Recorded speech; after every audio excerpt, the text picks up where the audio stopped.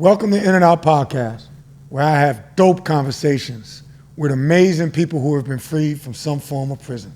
I am Eric G., your host, and today I'm talking to my guest, Paul Smalls Moore, as he takes us on his most incredible journey of overcoming pain, struggle, and adversity, and beating the longest odds. Paul is a father, he's a husband, he's a businessman, and he's a legend in his own town. And he's a legend in what he's doing today. And I like to call Paul one of my best friends. So we appreciate having him. Paul, I appreciate you for coming. We finally got you on. This has been more than a year in the making. It's the first time you're telling your story in the free world, where it's going to potentially reach millions of people. So I appreciate having you on, and welcome to In and Out Podcast. Appreciate it, man. Glad to be here. Glad to be here, man. I appreciate the intro. You know, the things that you mentioned about me first is the things I appreciate the most, value the most. Being a father, being a husband, and being a friend, you know, I take that dear to heart. That's what's up. And likewise, I do too. And, you know, it's funny, you know, before we really get into it, but I think, you know, as we've gone through experiences that we've had, the trials, the tribulations, serving time, everything that we've been in, we probably took a lot of those things for granted when we were younger, that now that we on the other side and we still standing, it's just the importance of it, and the value is like nothing else.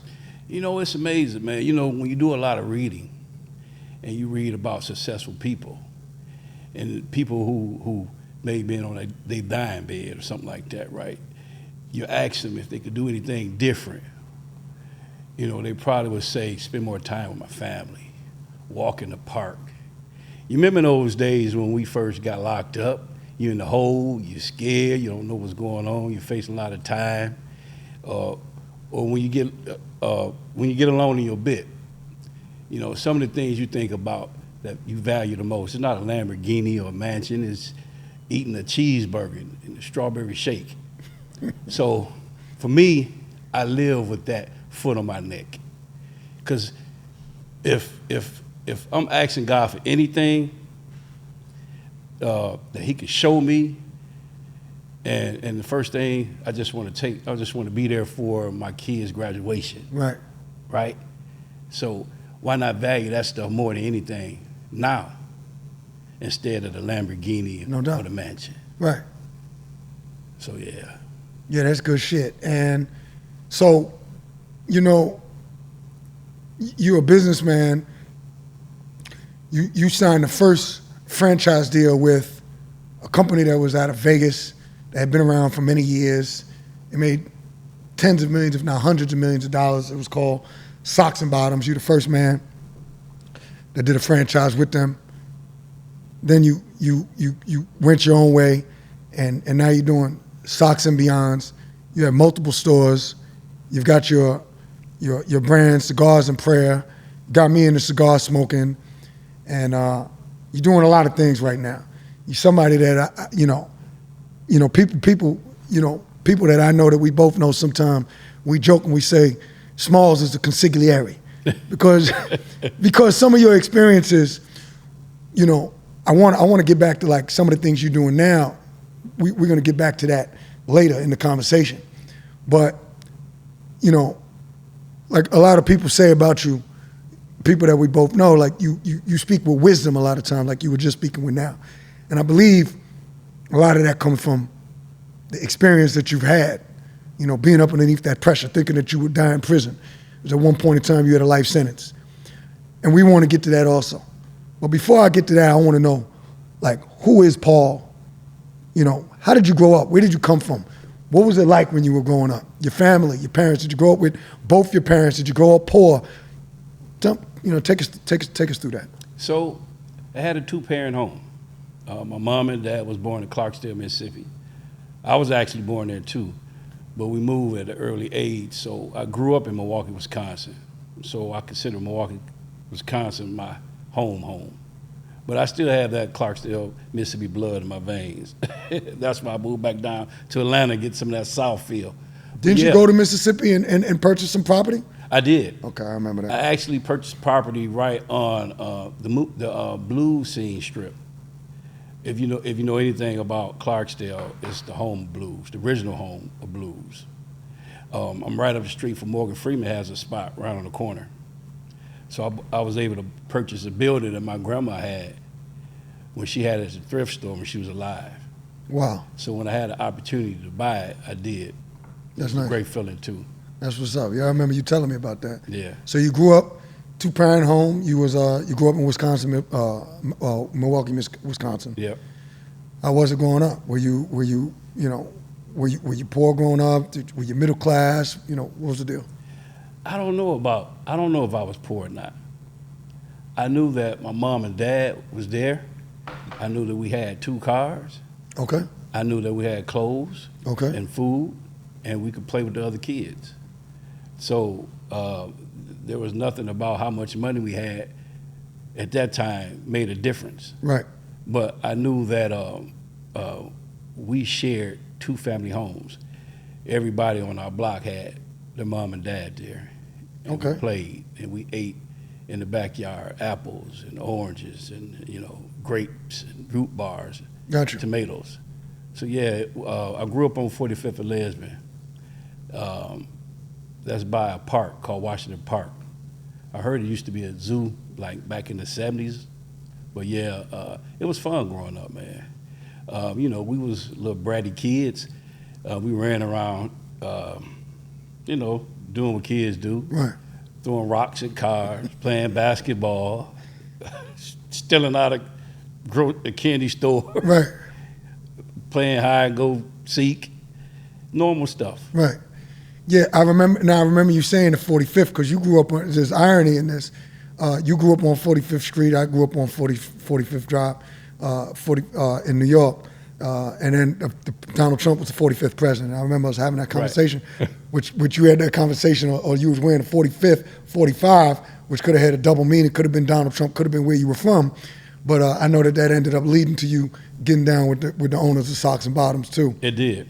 But it also sounds like, for black folk, you had a home, you had 2 cars. It sounds like you were, middle class, somewhat, or low end of middle class. I like to say if I was like when I grew up, we were middle class, but we was one step away from being poor. We were Right. low end of middle class. Right. But we didn't need for anything, and it sounds like you didn't necessarily need for anything when you were growing up. So you had a good childhood. Did you get into trouble in school? Did you fight a lot? Were there gangs? Was there violence in your neighborhood? Crime, drugs? We had there was no drugs when I was a small kid. How small are we talking about? From maybe 5 to 14, I didn't see any drugs. I didn't know anything about drugs at that age. For us, it was like I said, it was just riding our bikes. Was it all black? Your neighborhood? No. We had white people over there and other cultures who, like, once a month, we threw block parties. Oh, wow. They would feed us. We could eat fruit out the yards. I mean, they took care of us. Wow. We were all like one family over there. Okay, that's cool. Yep. So there was no like racial animosity or it didn't really exist. I know it existed, but you didn't necessarily see it when you were 5 all the way up until your early teenage years. I didn't see it at that time. Okay, Not in our neighborhood. that's what's up. That's good shit. But of course, things changed. When and why? I think maybe in the 80s, sometime in the mid 80s, when the jobs left, like when our factory jobs left, A.O. Smith, Rex Work, and our fathers started getting laid off. You're in high school at this age, or you're in junior high? Or No, I was still in, I would say, middle school. you're a young teenager, 13, 14. Right. You was aware. Did your father get laid off? Well, my father never worked. Okay. Was he a hustler? Yeah. Okay. Wow. I didn't know that. You didn't know it at the time.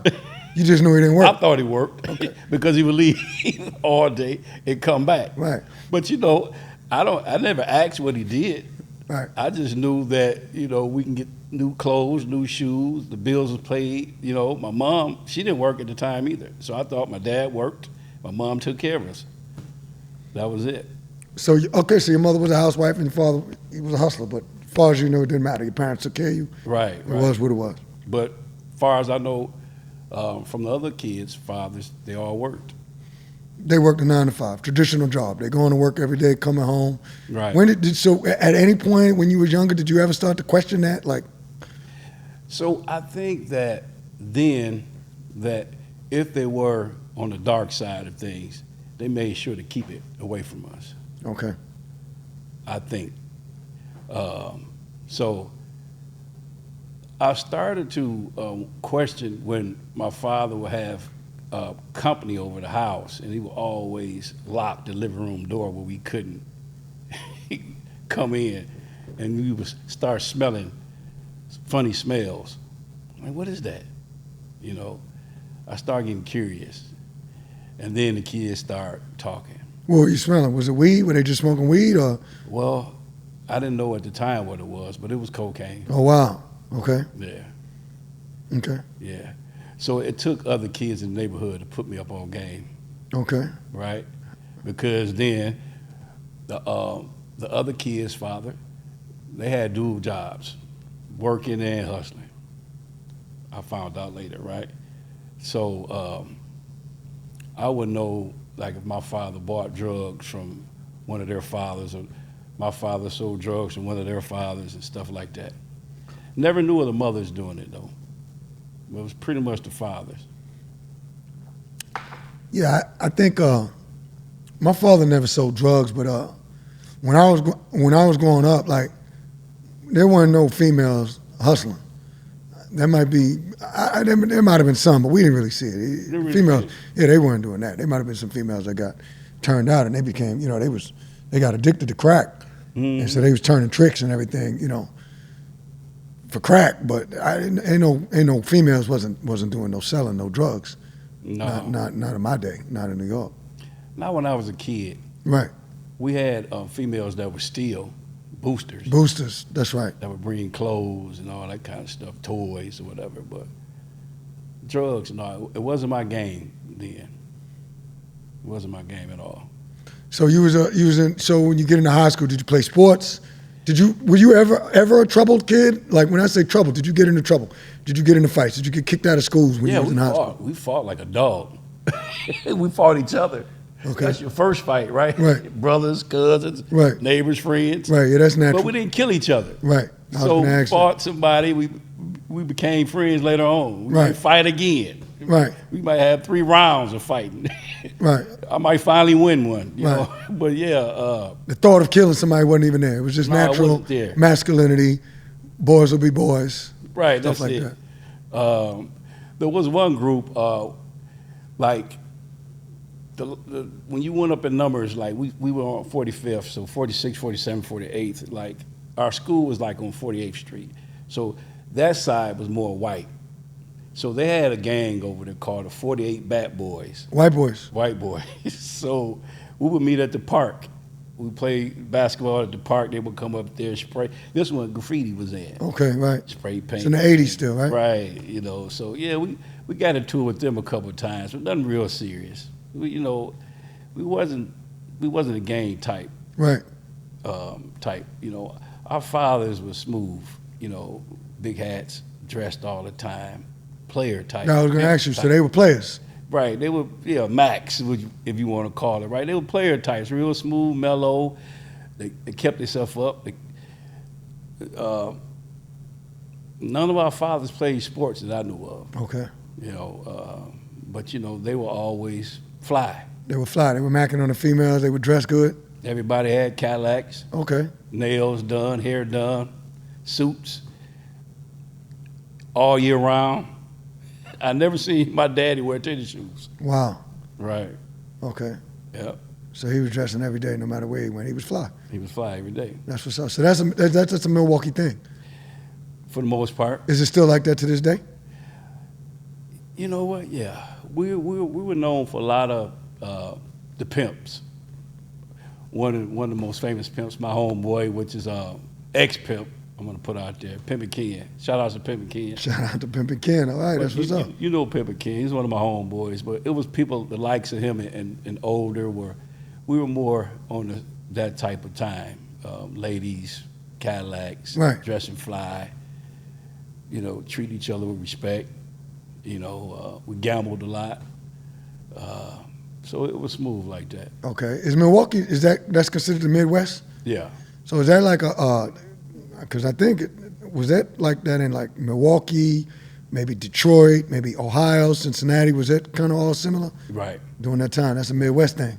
Midwest. That's the vibe y'all was on.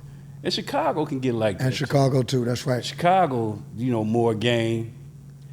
They tried to come over to our city at times. The gangs. The gangs did. Okay. They made it over there now though, right? Well, you know, at the end of the day, it don't work out. Okay. So it's still not a gang city. No. They come over, they try, but it don't work out. It don't work out. It's not a good fit for us. Gotcha. You know, we got family over there, and you know, Chicago a hub, so a lot of drugs and a lot of stuff came from Chicago. Okay. So they treat us like family for a minute, but you know, end up burning you later. Now I love Chicago. Right. But they used to give us a hell of a time. Right. All right. That's You what's know, up. they'll dance with you for a couple years, and then you know, leave with the They're gonna get you in the end, one way or another. go get you in the end. Hey, that's something somebody told me about. Listen, I rock with my Jamaicans, love my Jamaicans, but that's what somebody told me. And it was a Jamaican that told me this about other Jamaicans. He was like, listen, no matter how much business you do with them, they're going to get you in the end. They're going to make sure at the end of the day, Right. they're going to get you. Right. So at one point, I think you mentioned that when the drugs hadn't come in yet. Mm-hmm. When did the drugs start hitting your city? And did you notice a change in like you said, just like maybe the violence, the conflict, you know, what type of changes did you see that you noticed? Can you pinpoint that? How did it change the neighborhood, the community? Well, I remember the city coming through our neighborhood. Now, like I said, we stayed across from the Washington Park, the park. We had trees and fruits and vegetables everywhere. I remember one year they came through and sprayed. They said they were spraying for bugs. But after that, all our trees and apples and fruits and everything died out. Right? They've been doing niggas wrong. It was for bugs, and they was killing the trees. It was crazy, man. I mean, we literally didn't have to go to the store. We had every fruit, every vegetable. Holy shit. And that year, and so you start seeing stuff that the grass wasn't being cut, you know, trees was rotting out, Wow. bushes, and this was during the time where, you know, jobs, our parents would start getting laid off. Holy cow. So you start to see the cars get old, flats not getting fixed. We're getting into some whole new shit. I didn't even know we was gonna get into this because I never heard nothing about that. You hear about food deserts, but it sounds like you had a food oasis and they turned it into a food desert, Yeah. deliberately killing the trees. The jobs left. Now you got to buy all your stuff from them, from you know whoever the powers that be, processed cans. That's crazy what you're telling me. I never heard nothing like that before. So now you start to see stuff rot. Now, if you couldn't keep up, now you know who poor or not, who need money, who can't keep up, who can't keep the maintenance of the house, or the new shoes, Wow. or the car fixed, or a new car. So now we start to see the difference. And so when you start to see who's keeping up, damn, they laid off. How you surviving? Right. So now we start to learn how they was able to keep up. Wow. Did that have a personal effect on you, your family, your situation? Of course it did. Of course it did, because you know, you start having to wear the same shoes all the time. You know, kids tease you. Kids can be mean. Kids are extremely mean. You know, Half the shit I did when I was younger. I probably would have never been a drug dealer and went to prison. Everyone, for the influences, because you want to influence, you want people to judge you and see you a certain way. And those things, material possessions and having things, they're extremely important. And sometimes I think parents can kind of take for granted, like when we say, oh, well, you don't really have no problems because you're young. No, that's real problems for a child to go to school and for people to not accept them or to view them a certain way or make fun of them. That's extreme pressure. right. You know, you start to see eviction signs on the door, extension cords running from one house to the next. Wow. You know, we know what that means. Right. And you're going to let them know you know what it means. Right. The kids gonna let you know. They're gonna tease you. Yeah, they're gonna tease you. know, back then when, you know, food stamps, Right. you know, they used to give us the paper money, the food stamps. You know, we was just ashamed to go to the store. Right. Thank God for EBT. But Right. but back You then, don't know what the card looked like. those paper stamps was we didn't like. It's embarrassing. It's embarrassing. You know, so we had to sneak to the store to spend it. You know, because kids was mean, man. And what they did to our neighborhood was bad. But, you know, we had to survive it. And at the time, our parents considered to have the better jobs. Like what? Factory jobs, stuff like that? Factory jobs.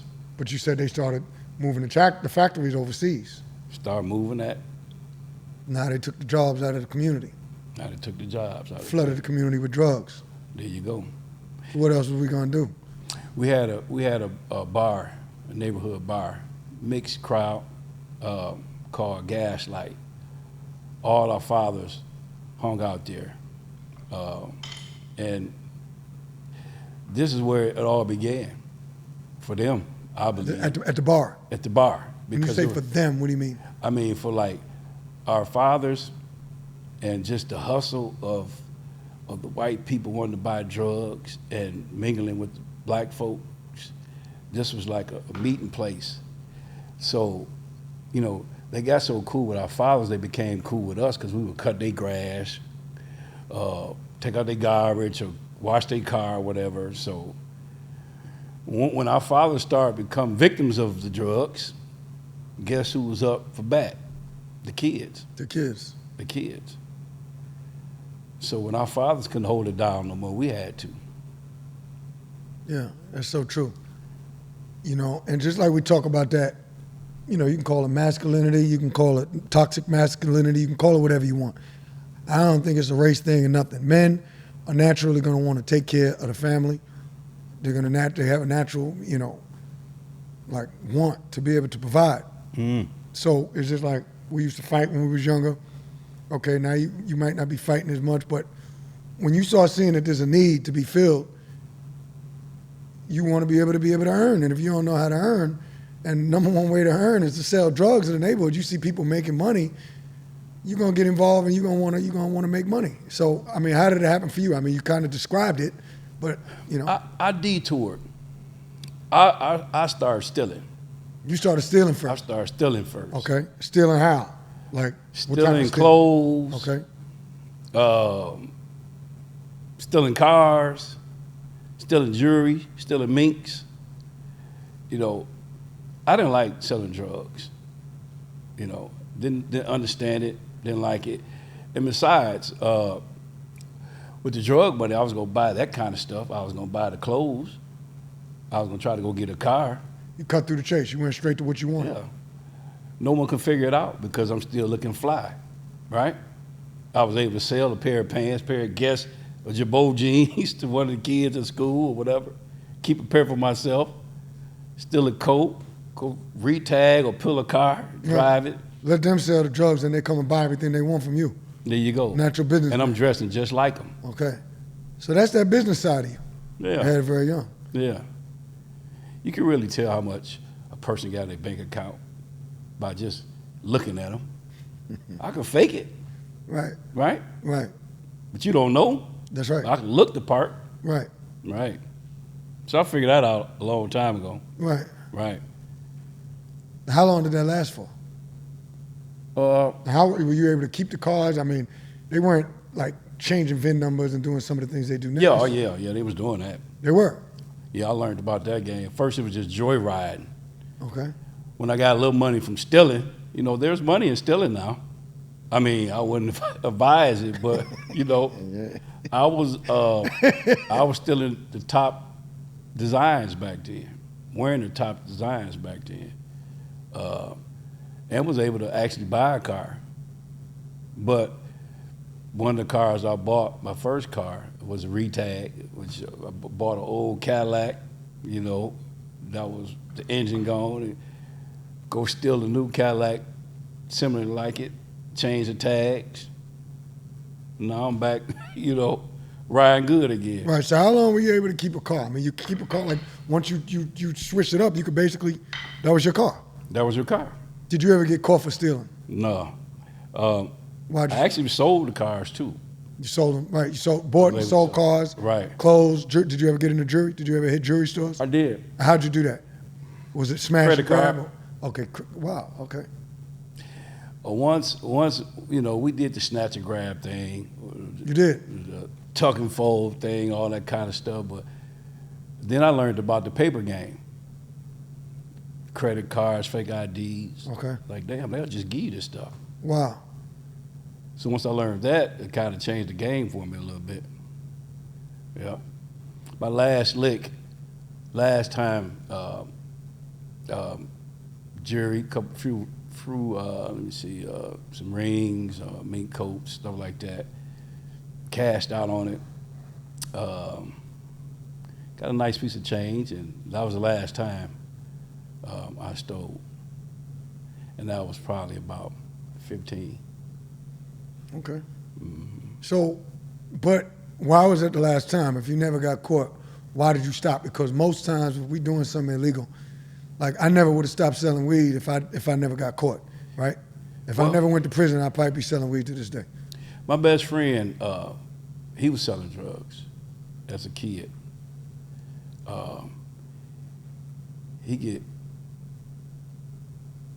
He got caught serving undercover, and he did a little time, a little stay in St. Charles, a juvie home, Okay. right?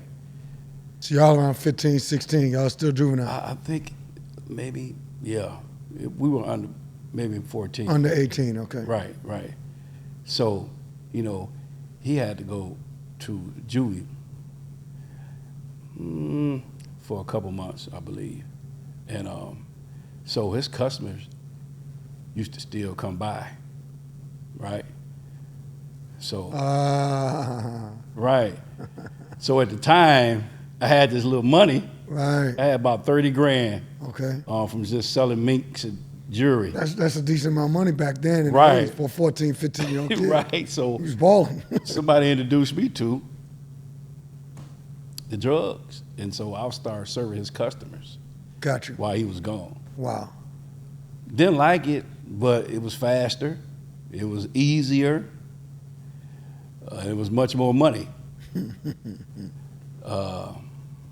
So when he came home, I was like, there it is. Right. He was like, shit, what you want to do from here? I was like, shit, let's keep rolling. So you kept rolling. We kept rolling. All right. Yeah. So it was you and your man, your best friend. Yeah, my best friend. You met him. His name is Ralph. Ralph. Yeah, Ralph. No doubt. So y'all started as teenagers. Yes. He started way before I did. Right. But because y'all partnered up when he came home. Yeah, his father was a huge deal in Milwaukee, he was like a father to me, also.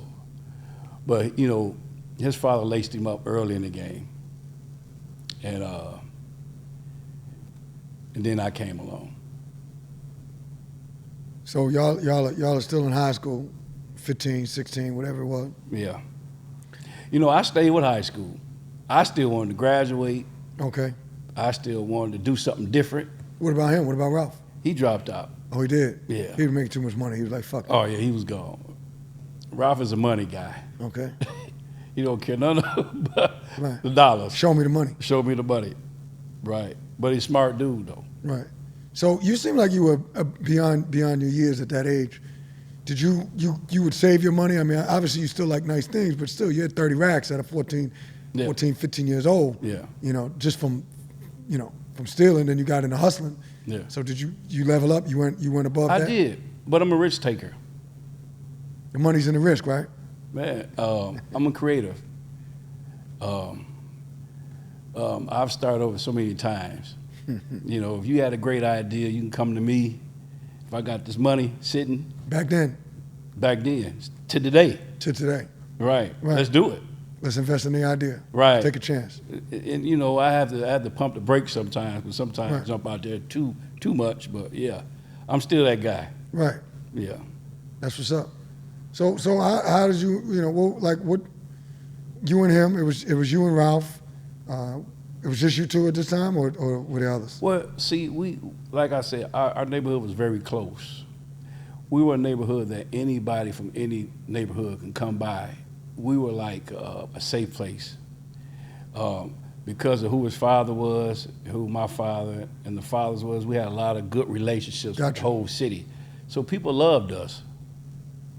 From the high numbers to the low numbers, they loved us. We was two young guys. We was manable. You know, we weren't no gang time. We wasn't no shysters. You know, we was smooth, and people catered to us. They wanted to protect us at the time, so it was easy for us to move how we moved. And at some point, our plug was the only thing coming through the city. Wow. And we was known as the nephews. You know, and couldn't nobody see us though. You know, we had people in place who would sell to certain neighborhoods, but only certain people could come to us. Yeah, it got deep. So when y'all started, so he comes home. I know you said you was at 30. So what type of paper y'all playing with now? Did he still have money when he came home, or did y'all did y'all get right into buying birds, or what were you doing? I think he still got the same money from back then, but yeah. We play. I would say, man, the hundreds of thousands was real easy to see. Okay, so y'all went straight into buying multiple birds. Multiple, yeah. Y'all was supplying the city. Yeah. Y'all was the Meech before Meech in Milwaukee. If you want to, yeah. I mean, just as a basis of comparison. Yeah. Without the flash. I could say that. All right. Before social media. Right. right. Yeah. So what were some of the other things y'all was doing? Was there? I mean, so y'all supplying the city, y'all got real organized. Obviously, you had a business mind then, as you do now, and he did too. So y'all buying multiple birds, y'all start supplying other people with weight? Yeah, we did that. We gambled a lot. That's in our blood. Now, we may have got that from our mamas. Our mamas was tonk players, and you know what I mean? So, yeah, we gambled a lot. People would come from all over the city to our neighborhoods to gamble, alleys, in the house, whatever. So because of we had some type of mentoring from, like I said, our parents, because they were old players, and old players came to hang out with us because we were safe. Gotcha. They liked hanging out with us. Right. Y'all got the young energy. Yeah. Y'all was popping. Yeah. And y'all don't have no foolishness going on. So y'all were drug dealers, but it sounds like y'all did it in a responsible manner. Y'all were gentlemen. Right. It's a gentleman's game, should I say. Yeah, and we stuck with that. And so they started to school us. Young blood, don't buy this. Do this with your money. So now we start buying up the block. We start buying houses in the neighborhood. We wasn't that flashy at first. Not while we were hustling. So at this time, we were just gambling a lot, stacking our money, buying properties all over the city. So did y'all have straight up workers for you, or did you have, was it mainly buy-sell relationships? It was buy-sell relationships.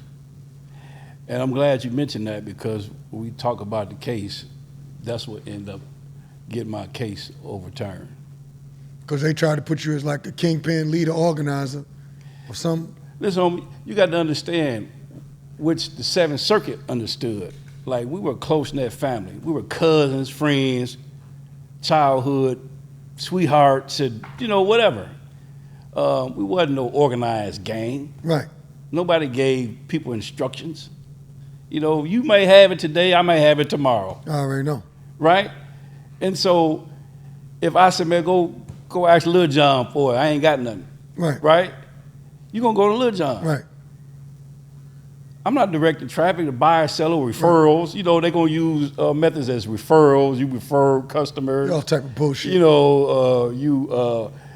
Whatever he bought, if he continue to buy, you responsible for it. All that type of shit. Right, all the nonsense when they try and throw you in an indictment to try and make it seem, granted, y'all was selling a lot of drugs, but they try and make it seem like, like you said, you got organizational authority, you got people working for you, you set the prices, you tell people where to do it, how to do it, but it sounds like you were just running a motherfucking business. Man, listen, if you and Lil John got into it, both of y'all my friends, I'm gonna try to squash the beef. Right? Right. As a friend. Not because it's bad for business or, you don't want to go to war or because, just because you're a friend. And we both get money. We're not going to fight over no money. That's what we're not going to do. Right. So if he owe you, I got it, I'm going to give it to you, man. You pay me back later. Or if you just that type of dude, man, you go and keep it. Right. But we ain't going to fight over no money. Right. So, those are things that the law has to state what contributes you to be a leader in a conspiracy. Right. Because you refer customers, because you have more money than everybody else, because you squash beefs. So yeah. How many birds we got buying at one time collectively? How much was y'all moving in a week, in a month? 50, 100? I would say about 50. So one incident, we were riding. There was me, Ralph, and Q. And I can speak loudly about those names because we did our time, right? Ain't no question about it. A lot of it. So me, and Q, and Ralph was adjudicated over and over again. Appeals, guilty verdicts were handed I out, done and my niggas time. came home. It's over with. So, when we used to meet our plug coming from Chicago,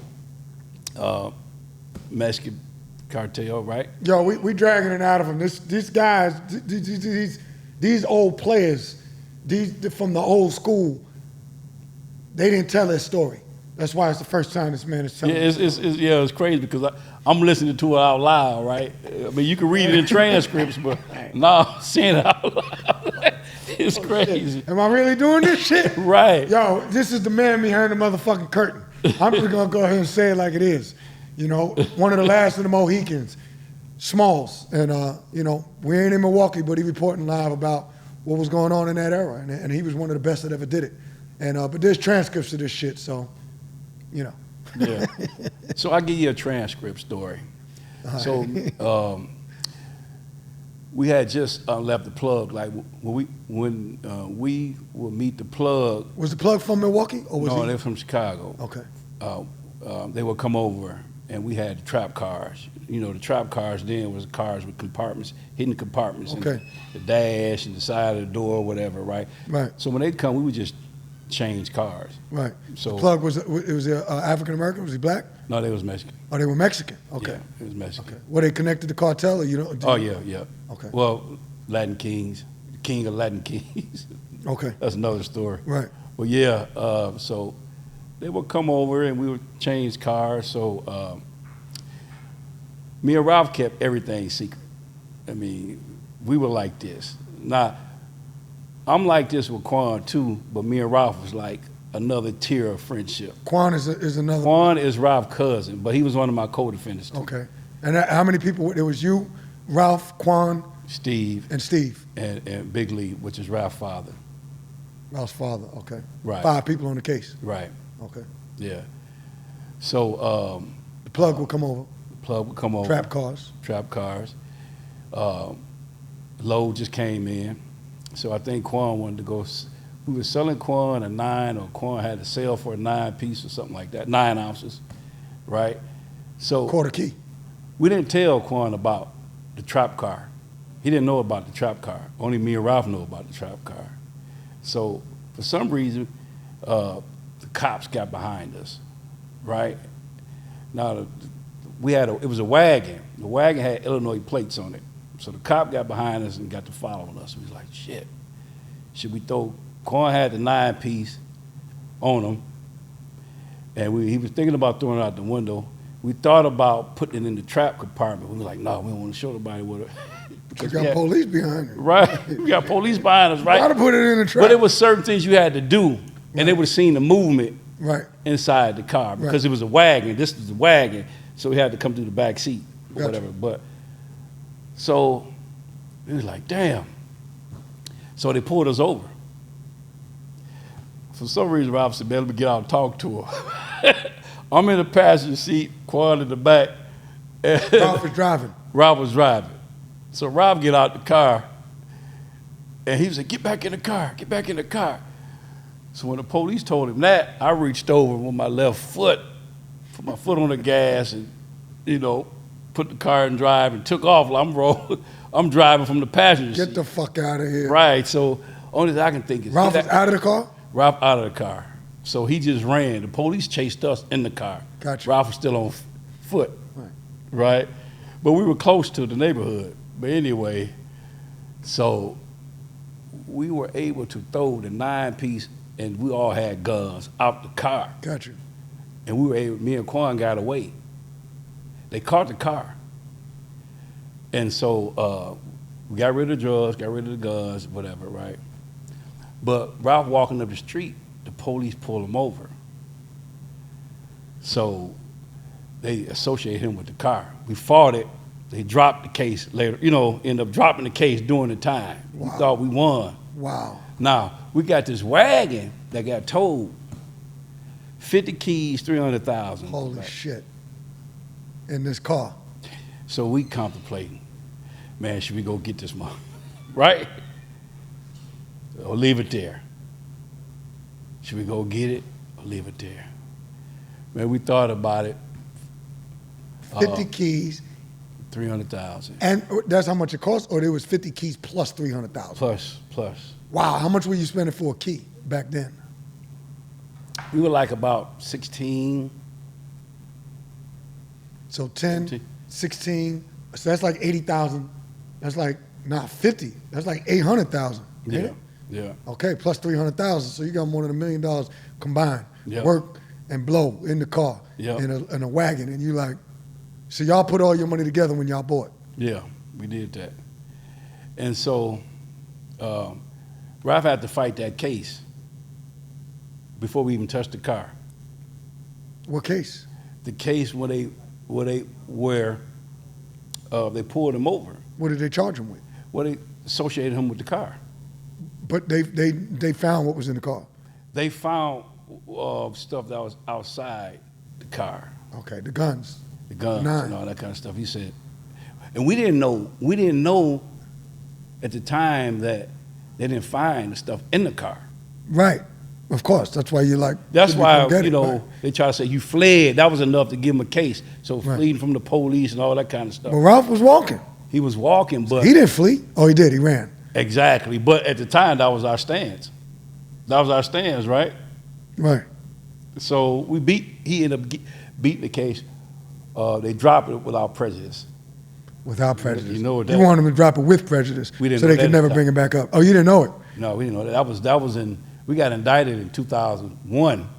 That case happened in the end of 95. Right. So in essence, when a case is dropped, dismissed, or adjudicated, if they drop it without prejudice, that means there's no prejudice, meaning they could come back and they could possibly bring it back up later if they get more information or if you get indicted or separate charges, and that's what the federal government does often. So if something gets dropped or adjudicated or something like that with prejudice, that's what you want. You want with prejudice, meaning they could never bring it back up. Mm-hmm.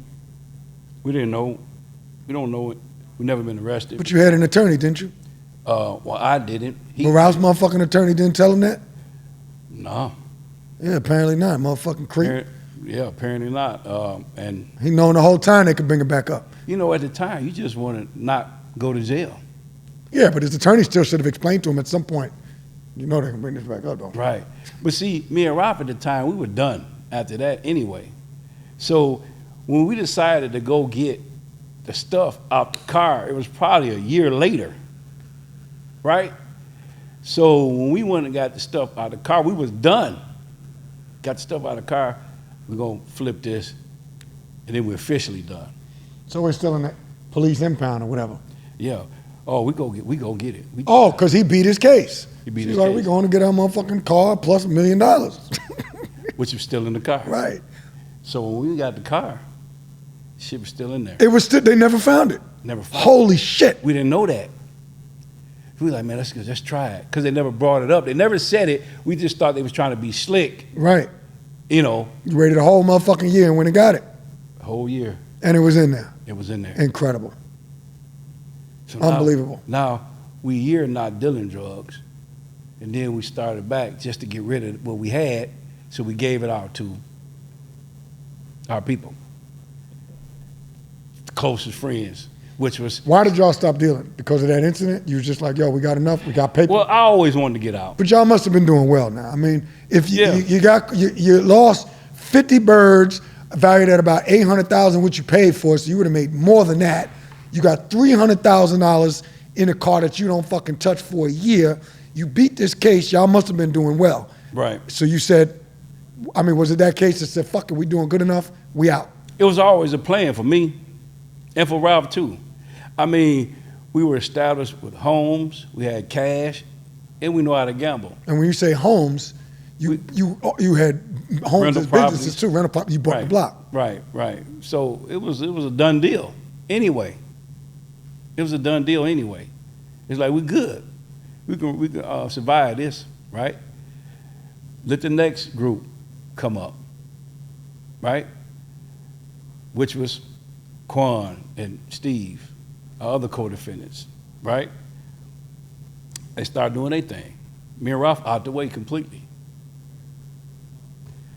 And so You hustled off the 50 and the you hustled that? we hustled off through them so they can get off, and then they can start doing their thing. Right, so you got your money back. So we got our money back. And profit. Right, which was we thought was a loss, and we were still good, but that was an extra good, right? When you count it as a loss and you get it back. $2 million or whatever it was. Right. So, and we just learned different games to invest our money.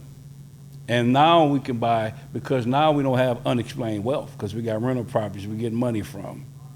We buying and we flipping stuff. So now we can show income taxes. We can show legit money. So now we can go buy the cars and the jewelry and all this kind of stuff. And they couldn't touch it. I used to go to the airport, the undercover at the airport used to just take my jewelry and just pull me over for nothing, take my jewelry just to go get it appraised. And I had to go get a lawyer to get it back. Wow. Because you just figure you're just a nigga drug dealer. Right. You got this through drugs, I'm taking this. But you get it back. You get your lawyer, you get it back. I get it back. Yeah, I got property, nigga. I pay taxes. Right. Give my motherfucking jury back. And one thing that he gave me back right away, before COVID, back then you could check your gun in, right? At the airport. You could red tag your gun. Why did he give my gun back? You wouldn't give my jewelry, you wouldn't give my money back, but he would give my gun back. Oh, you can take your gun. Wow. They want to keep you with them guns, man. Incredible. You got to watch out for that. Right. He just harassed us every time we came through. Like, at this point, I'd be stupid to bring anything to the airport, knowing you right there. Right. And he knew that. And he knew that. But I didn't know that at this point, he was just creating contact for a later date. Creating contact for a later date. Yeah. And then he could talk about the things that you had, the jury, the this, the that. He could come in for effect, testify. Oh, he was traveling. He was always going here. He was going there. They was getting first class tickets. They was buying this. They was buying all that nonsense. But here's what I can say. Like, the best of me says that we didn't start getting investigated fully not until we stopped. After we stopped, that's when we started to get investigated. Why do you think that was? because now they got a whiff of who we are and what we're doing. Because now we're making noise. In a legal sense. In a legal sense. When you was really just selling drugs and they figure you just drug dealing, you killing your community, it's almost like they didn't really turn up the pressure all the way, or what do you think about that? And yeah, I think that, and we didn't deal with a lot of people hand to hand. You had to know somebody. To get to you. And the people we knew that we handed the drugs off to was family. So they're not gonna tell? No, and we still family. So, to this day? To this day. And so, do you think it was when you started buying, well, so when they pull you over in the car, do you think that they knew y'all was into drugs? Yeah. When did they really start knowing? Can you pinpoint when you think that you came on their radar? Because you said you did everything like you behind, like the black hand, you behind the curtain. So this is like in '96, the car thing, the drugs, right? So how old are you at this point? Young 20s. 95 was 21, so 22. Okay, you're in your young 20s, right? Right, young 20s. Right. Young man, millionaire. Yep. Young, black, and rich. And was able to stop selling drugs early. Wow. But when I started, I was a kid. I always had a conscience. Right. I knew I wasn't going to do it long. I didn't like it. Nothing about it besides the money, right? But I did have a conscience. I did get out the way. I thought I got out the way. But that's significant what you say, because I feel most people, even with myself, because I had enough money at one point. Well, actually, I did try and stop. That's a whole nother story. So I get where you're coming from, because I had a moral conscience that I didn't want to keep saying. I was selling marijuana, but I wanted to stop. It was never my intention to continue selling drugs my whole life. For me, it was a means to an end. But I guess my question is, like a lot of people that made money like you made, was able to save it, accumulate it, but they got so addicted to the lifestyle that they never wanted to stop. They never would stop. But you guys actually stopped. We stopped. Like didn't try and stop. You stopped. We stopped, I would say, the beginning of '96. In your young 20s, and you stopped. That's it. I'm walking away from the drug game. Yeah, we walked away. And we're barely 21, 22 years old. Wow. What was your plan? What were you going to do? I mean, you got these properties. Did you get into other things? What type of other things did you get into? Well, properties. We gambled still. We still lived the life. You say you gambled. We gambled. We shot dice. We played poker. But that's not okay. Now, poker, maybe you could be a professional poker player. Like you could win more than you lose with poker, but not with dice, right? Or did you have? Oh no, this was street gambling, and there was a lot of money on both sides of it. But we knew how to gamble. Okay. I would say we were more the casino side of it. You were winning more than you were losing. Exactly. You were the house. No question. Well, I just understood the odds of gambling. And big bank take little bank a lot of times? Well, the wise man take the fool. I don't care how much money you got. Right? Right. You can't bully me. Right. Well, you can do so much with your money, but my common sense of this game gonna wear you down. Now you're gonna get lucky. Right. But my knowledge of the game gonna wear you down. You're not gonna win them all, but you're gonna win more than you lose. Oh, most definitely.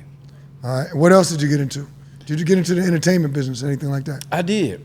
I started 98, maybe. I started to dibble dabble in the music industry. Dibble and dabble. What'd you do? So, did you have artists? Did you have studios? So I executive produced Cuckoo Cow. My projects had the #1 single in the nation back in 2001. Yeah. Get out of here. Yep. You were behind that? Yes, sir. Was it just you, or was it you, Ralph, and your crew, or what was the deal with that? Well, it was me, Ralph, Quan, Steve-O, and Redante, all friends. I was introduced to Cuckoo and Steve-O through one of my good friends, Redante Asser, which is a pastor now. Wow, Dante, Yeah. the pastor. He was a rapper at the time. His name was Do It to Death. He was Do It to Death. one of my best friends, one of my favorite rappers at the time. I used to just go to his shows, and him and Steve-O was doing the music thing at the time. Was he one of your artists? Yeah, he was. Him and Cuckoo Cow. Yes. So how did that like? Did y'all have a label? Was he signed to y'all? What was the deal with that? Was y'all doing shows? So Steve-O and Redante Ashford started a company called Infinite Recordings. Infinite Recordings. Yes. They were doing their thing way before I got involved. They had artists, they had producers. They was, local level with it. Tay was just my friend. That we should just ride and party and kick it and hustle and all that kind of Is stuff. that Cuckoo Cow? That's Mr. Do It to Death. Mr. Do It to Death. Tay, okay. Oh, Dante. So Dante is his real name. Gotcha. Pastor Ashford, Mr. Do It to Death, AKA Mobile Man, I used to call him. Right. But he was a rapper, which was my friend. And him and Steve-O, which is Dante, Mr. Do It to Death's cousin, Gotcha. started the label. Them two started the label. And they had him as an artist, Tay as an artist, and Cuckoo Cal as an artist at the time. Wow. Right. So, Tay and I used to just hang out, travel the world, party, do what we do at that age. Right. And what Dante seen was that there was a missing piece to what they was doing, because we did everything that the rappers back then talked about, wanted to be. And he seen that, and he convinced me to be a part of it. When you say doing everything the rappers did, y'all was rich, y'all was spending money, y'all was cars, popping the bottles, you had the cars, the houses, the women, the whole nine. Exactly. The whole shebang. The influence, everything. Right. Everything. He asked you to come on with them? It was one day. Me and my wife went down to Miami. I wanted to buy a Range Rover, all black on black. I wanted the 4.6. So they had one down in Miami. So when I went and bought it, I was like, man, I'm ready to ride this. I'm ready to party. Let me send her home. Let me get somebody to ride with me. Yeah, I already did the wifey thing. Right, I did the wifey thing, right? I bought her a watch and some jewelry, Cause I'm spinning, right? I already know. So now I need a party man to come through. We got to see this thing work now, right? So I called the very person I know who was gonna work this car, work this truck, work this jewelry, and that was Tate. That was Mr. Do It to Death. Okay, dope. So we rolled everywhere. And so one day 4.6 black on black Range. we were leaving Miami on our way to Cleveland. He's like, man, you need to be a part of this. What was you going to Cleveland for? That was one of the party states. Oh, really? Okay. Yeah, that was a state that we had a lot of love in, and that we just loved to party in. Gotcha. And we was appreciated there. We had a group of friends there that always showed us a good time. Okay. When y'all show up, y'all got the key to the city. Y'all got the women and everything, I'd imagine. Back then, man, the women was Cleveland. They hustled. Oh, wow. They was players, man. I mean, it was something we didn't see before. Now, we got some slick women in our city, but the women in Cleveland at the time was players, man. I mean, we was like homeboys with them. Wow. We would meet them at the fight, at the All-Star games, just everywhere, man. They always took care of us, man. Always. Okay. And there's always love and respect with them. Shout out to the Cleveland crew. That's Y'all dope. know what I'm talking about. Right. That's what's up. But yeah, man. So when he convinced me to be a part of it, he was like, man, just the swag of it and the money. I became the money man. Gotcha. Right. So once we implemented our lifestyle with what they were already doing, it was a wrap. It's time to level up. You bring it to the next level. Now, the thing about selling out the trunk, like Master P and them and all that kind of stuff, we did all that. Y'all was doing that. We was doing it. Y'all was selling CDs, or what was it? We were selling CDs. Out the trunk. Yeah, we would pull out a few vans, ride like 8 deep, give everybody a book bag, a Walkman, and some CDs. Go out there and sell the CDs. Were y'all doing shows at this time? We were doing shows wherever we could. Okay, now Tay was an artist. Was Cuckoo Cow an artist at the time too? You know what? Cuckoo Cow was an artist, but Cuckoo Cow never went on one of these ride with us. Okay. Cuckoo had an addiction at the time. Okay. What kind of addiction? Drug addiction. Okay. Cocaine, probably. Wow.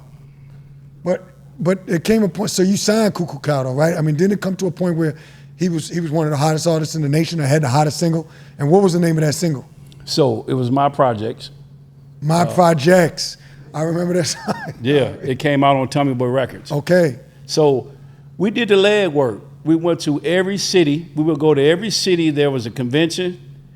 We would ride deep, about 8 guys. We have all the T-shirts. We had the van wrapped. We have T-shirts with Walkmans. We hitting the malls. We hitting the car wash. We hitting the barber shops. We paying DJs. We giving our music. We talking to whoever in whatever town. And so we did that everywhere we went. And we ride slick. We dress slick. We doing our thing. So we got traction. So at the time, you had street teams in the music industry, That's right? right. And street team, and so executives would ask the street, who's hot out there? Who's making moves? So our name kept coming up. Got you. Who's these guys? Who's these guys in Milwaukee? At the time, you know, we would take 100 CDs to these mom and pop stores, and they would sell them to, you know, smaller stores, whatever, right? And so we were selling out. We wasn't making no money because the expense of just being out there on the road Right. with 8 guys going to jail, flat tires, rooms, food, haircuts, Right. new clothes. I mean, we'll leave with 20,000 CDs, so $10 a piece, but we still in the red when we come back. Right. So I don't know who got rich Right. selling out the trunk. It didn't have no expenses. Right. But yeah, we sold a lot, but we But at spent the end more. of the day, you were marketing yourselves and you were creating traction. And it happened. We got a call. And you got a call from Tommy Boy Records. We got a call from Jive Records. Jive Records, it was a guy named Tabari that called us. And he came down to meet with us. He took us to Jive first. They wanted Cuckoo. When the board heard Cuckoo, they said that, Was Cuckoo on the radio at this time? well, local. He was on local radios, but Local. but he was popping enough that Jive got in touch with y'all. And how did that conversation go? What did they tell you? Well, I think I need to back the story up a little bit. All right, let's back up. Well, so while we out there on the street, there was another call that came in before the Tommy Boy call, before the Jive call. And that was our homeboy, Young Twan. Rest in peace, Young Twan. Twan was the one that got murdered when you came in town A couple weeks ago. a couple weeks ago. Wow, rest in peace. The mayor of the city. Wow. Yep. Twan was an innovator. He was very likable. He was in the music game back then.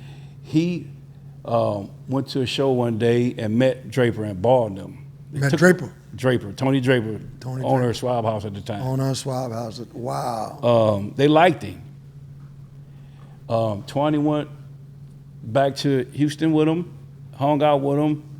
They wanted to sign 20, but 20 at the time didn't want to sign. He wanted to go independent. Back then, Master P was talking about the independent thing, and 20 had a homeboy, rest in peace, Titus.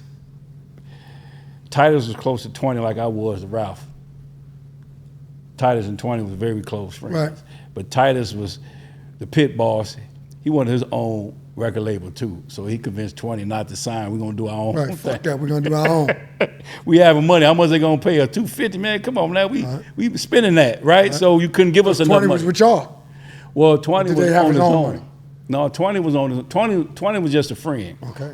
He wasn't signed to But us. did he have his own money to turn 20, down a yeah, deal of like course. that? Okay. Ain't no doubt. 20 had his own money. 20 was a hustler. He was a friend. He was just we traveled together. He was just a friend, Gotcha. friend of ours, Right. doing his own thing, doing his own music. Right. So caught the attention of the Schwab House, and they wanted to sign 20. 20 was like, nah, I'm doing my own thing. But they liked 20 so much, they wanted 20 just to hang out with them. Wow. They never met. Tony Draper now. Yeah. Incredible. Became very good friends with MJG Ball. Very good friends with him. 20 is the type of person you meet, you're never going to forget him, just the way his voice sound, the way he act. So they took a liking to him and gave him a position in the company. And 20 just, man, you need to hear my man's name. And 20 ended up giving him a Cool Cow CD. Wow. So, I'm glad that you told that story because I was up in Milwaukee with you a few weeks ago, and you were telling me I got to meet 20. Mm-hmm. He's like the mayor of the city. Mm-hmm. The same night you telling me, you get the call, like the shit happened as it played out, and you got the call literally when we was together, and they told you that he had just got murdered. Yeah, that was a tough one, man. That's like, and you was right there. I was right there. It was crazy. It was unbelievable. Unbelievable. You literally was telling me, man, you got to meet 20. This dude is like the key. He got a key to the city. He said he's like the mayor of the city. Oh yeah, he has a day in Milwaukee. Just before he get killed. He already had a day. He already had a day. And then I seen you took a call. Yeah. We was at the cigar bar. Right. Your expression changed. What was the name of the bar we was at? Your friend owns it. Exotic Blends. Exotic Blends. We smoking cigars. We chilling out. My first time in Milwaukee. You get a phone call. Your mood changed. Everything changed.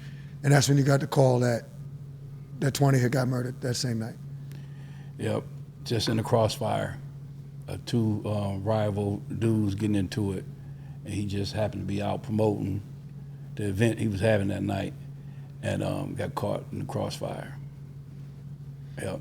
Yeah, that's incredible. I'm glad that we got a chance to talk about 20. Yep. And because, just the human being that he was, takes us back to what you said earlier, and what we talked about is how, at this age, when you go through a certain number of things in life, you have a different appreciation. Mm-hmm. Because you understand that life is fragile and life can be short. And I just wish I had an opportunity to meet 20. Now I learned a little bit more through this conversation. Like the type of dude he was, everybody loved him. Tony Draper just wanted him just to be around him, right. just to hang out, yeah. just to bring that energy. 20 is like, yo, I don't even need the deal. I'm gonna do my own thing. Tony Draper and them wanted 20 they wanted to give him a deal. They wanted to sign him. He's like, no, I don't even need it. I'm gonna do my own thing. But here goes Cuckoo Cow. There you go. Incredible. In that order. So they heard the CD. Cuckoo Cows. And we get the call. Hey, man, Drake wants y'all down here. He said, man, he want to sign y'all. All right. He said, man, he going to send for y'all first class. He called y'all. He called us. Because he signed to your label. Yeah, he signed on our label. So Tony Draper called us. He said, hey, man, I got some first class tickets for y'all. I want y'all to come down to Houston. So we all flew down there. I think me, Quan, Steve-O. I don't even know if Cuckoo came at the time. I don't think Cuckoo came. But anyway, he liked what he heard. We told him what we was trying to do. He shared his point of view. And he was like, let's do it like a joint venture. We was like, cool, let's do it. So the joint venture was a $500,000 budget. We put half. He put up $250, we put up $250. Brought him cash. Met him in Chicago one day. Pulled up on him, dropped him the cash, and this the budget for him. At the time, it was all good. He asked us, hey, man, what y'all want to do? Y'all want to do any features? At the time, he was like, yeah, we want to do some with Cash Money. He was like, Draper, he didn't want to do it with Cash Money. we was like, what's up? Yeah. He was like, man, we're going to do our own thing. We're going to be like the Dungeon family. If y'all want you, I can get him if y'all want him, but no, we don't need him. Juvie.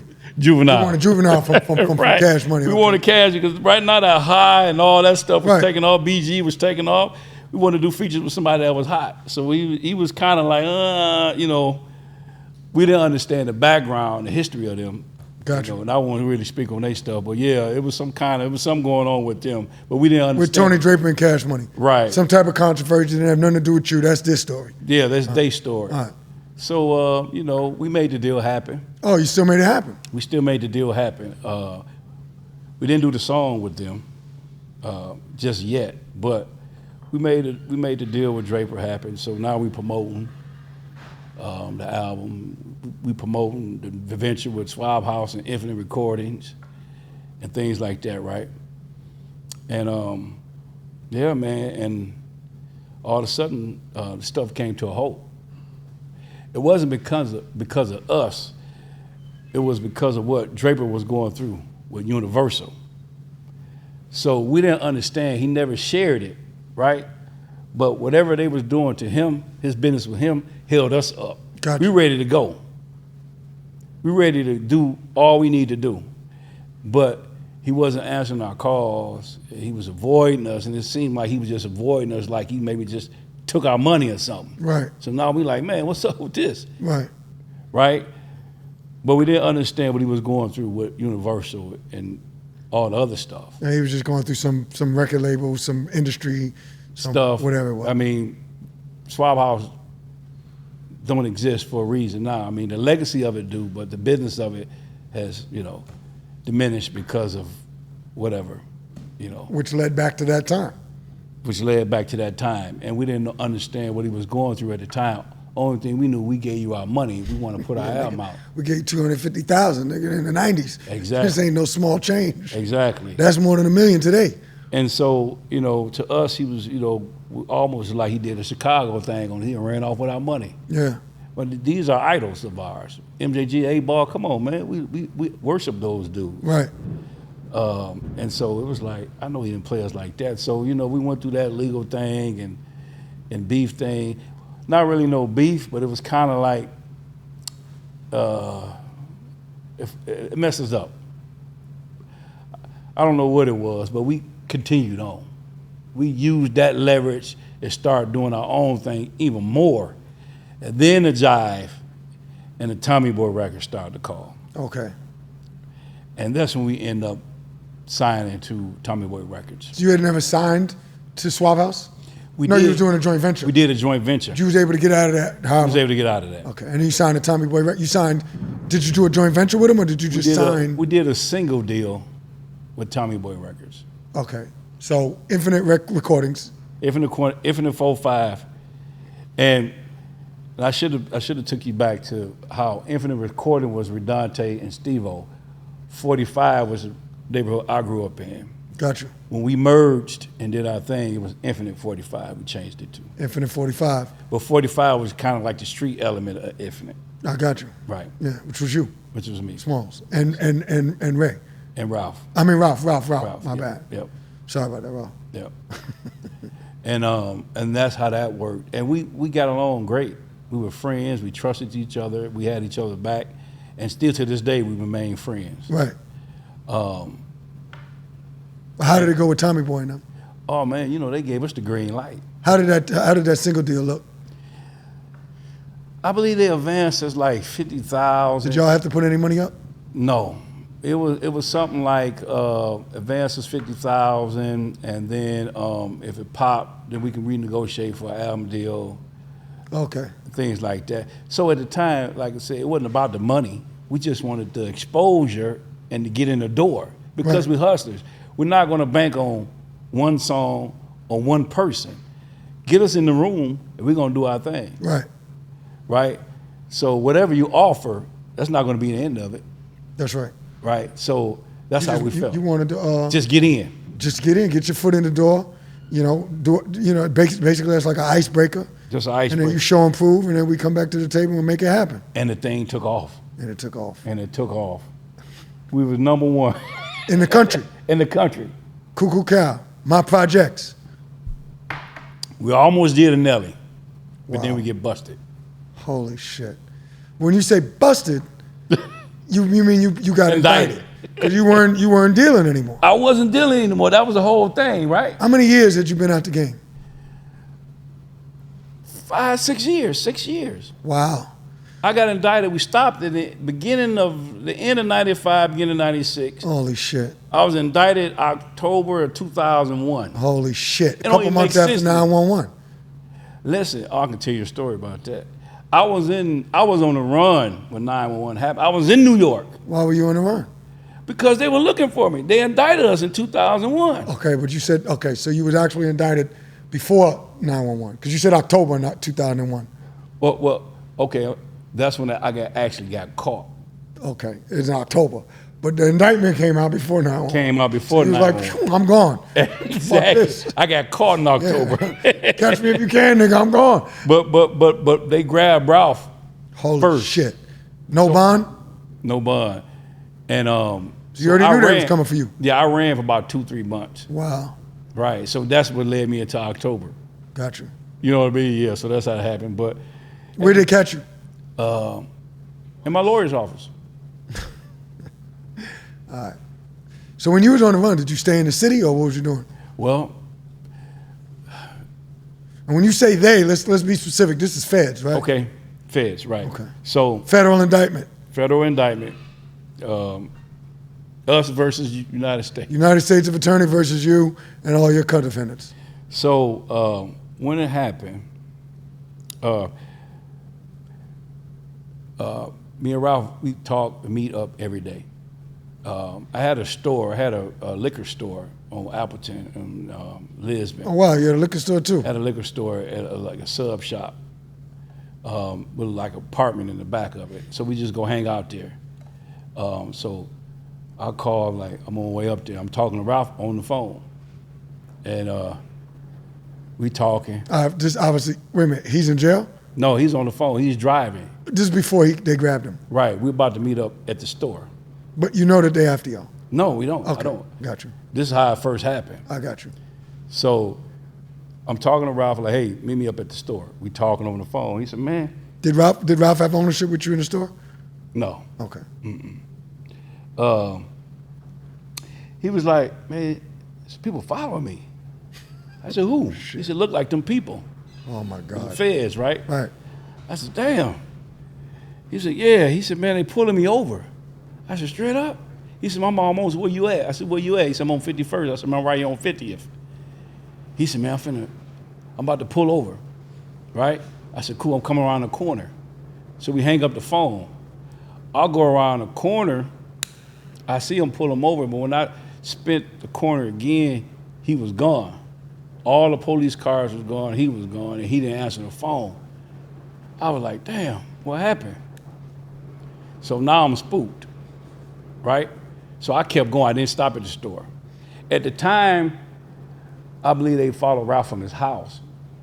They couldn't follow me at the time because they didn't know I was there because I had put my house up for sale at the time. And I had moved to my wife's parents' house until we were able to sell the house, right?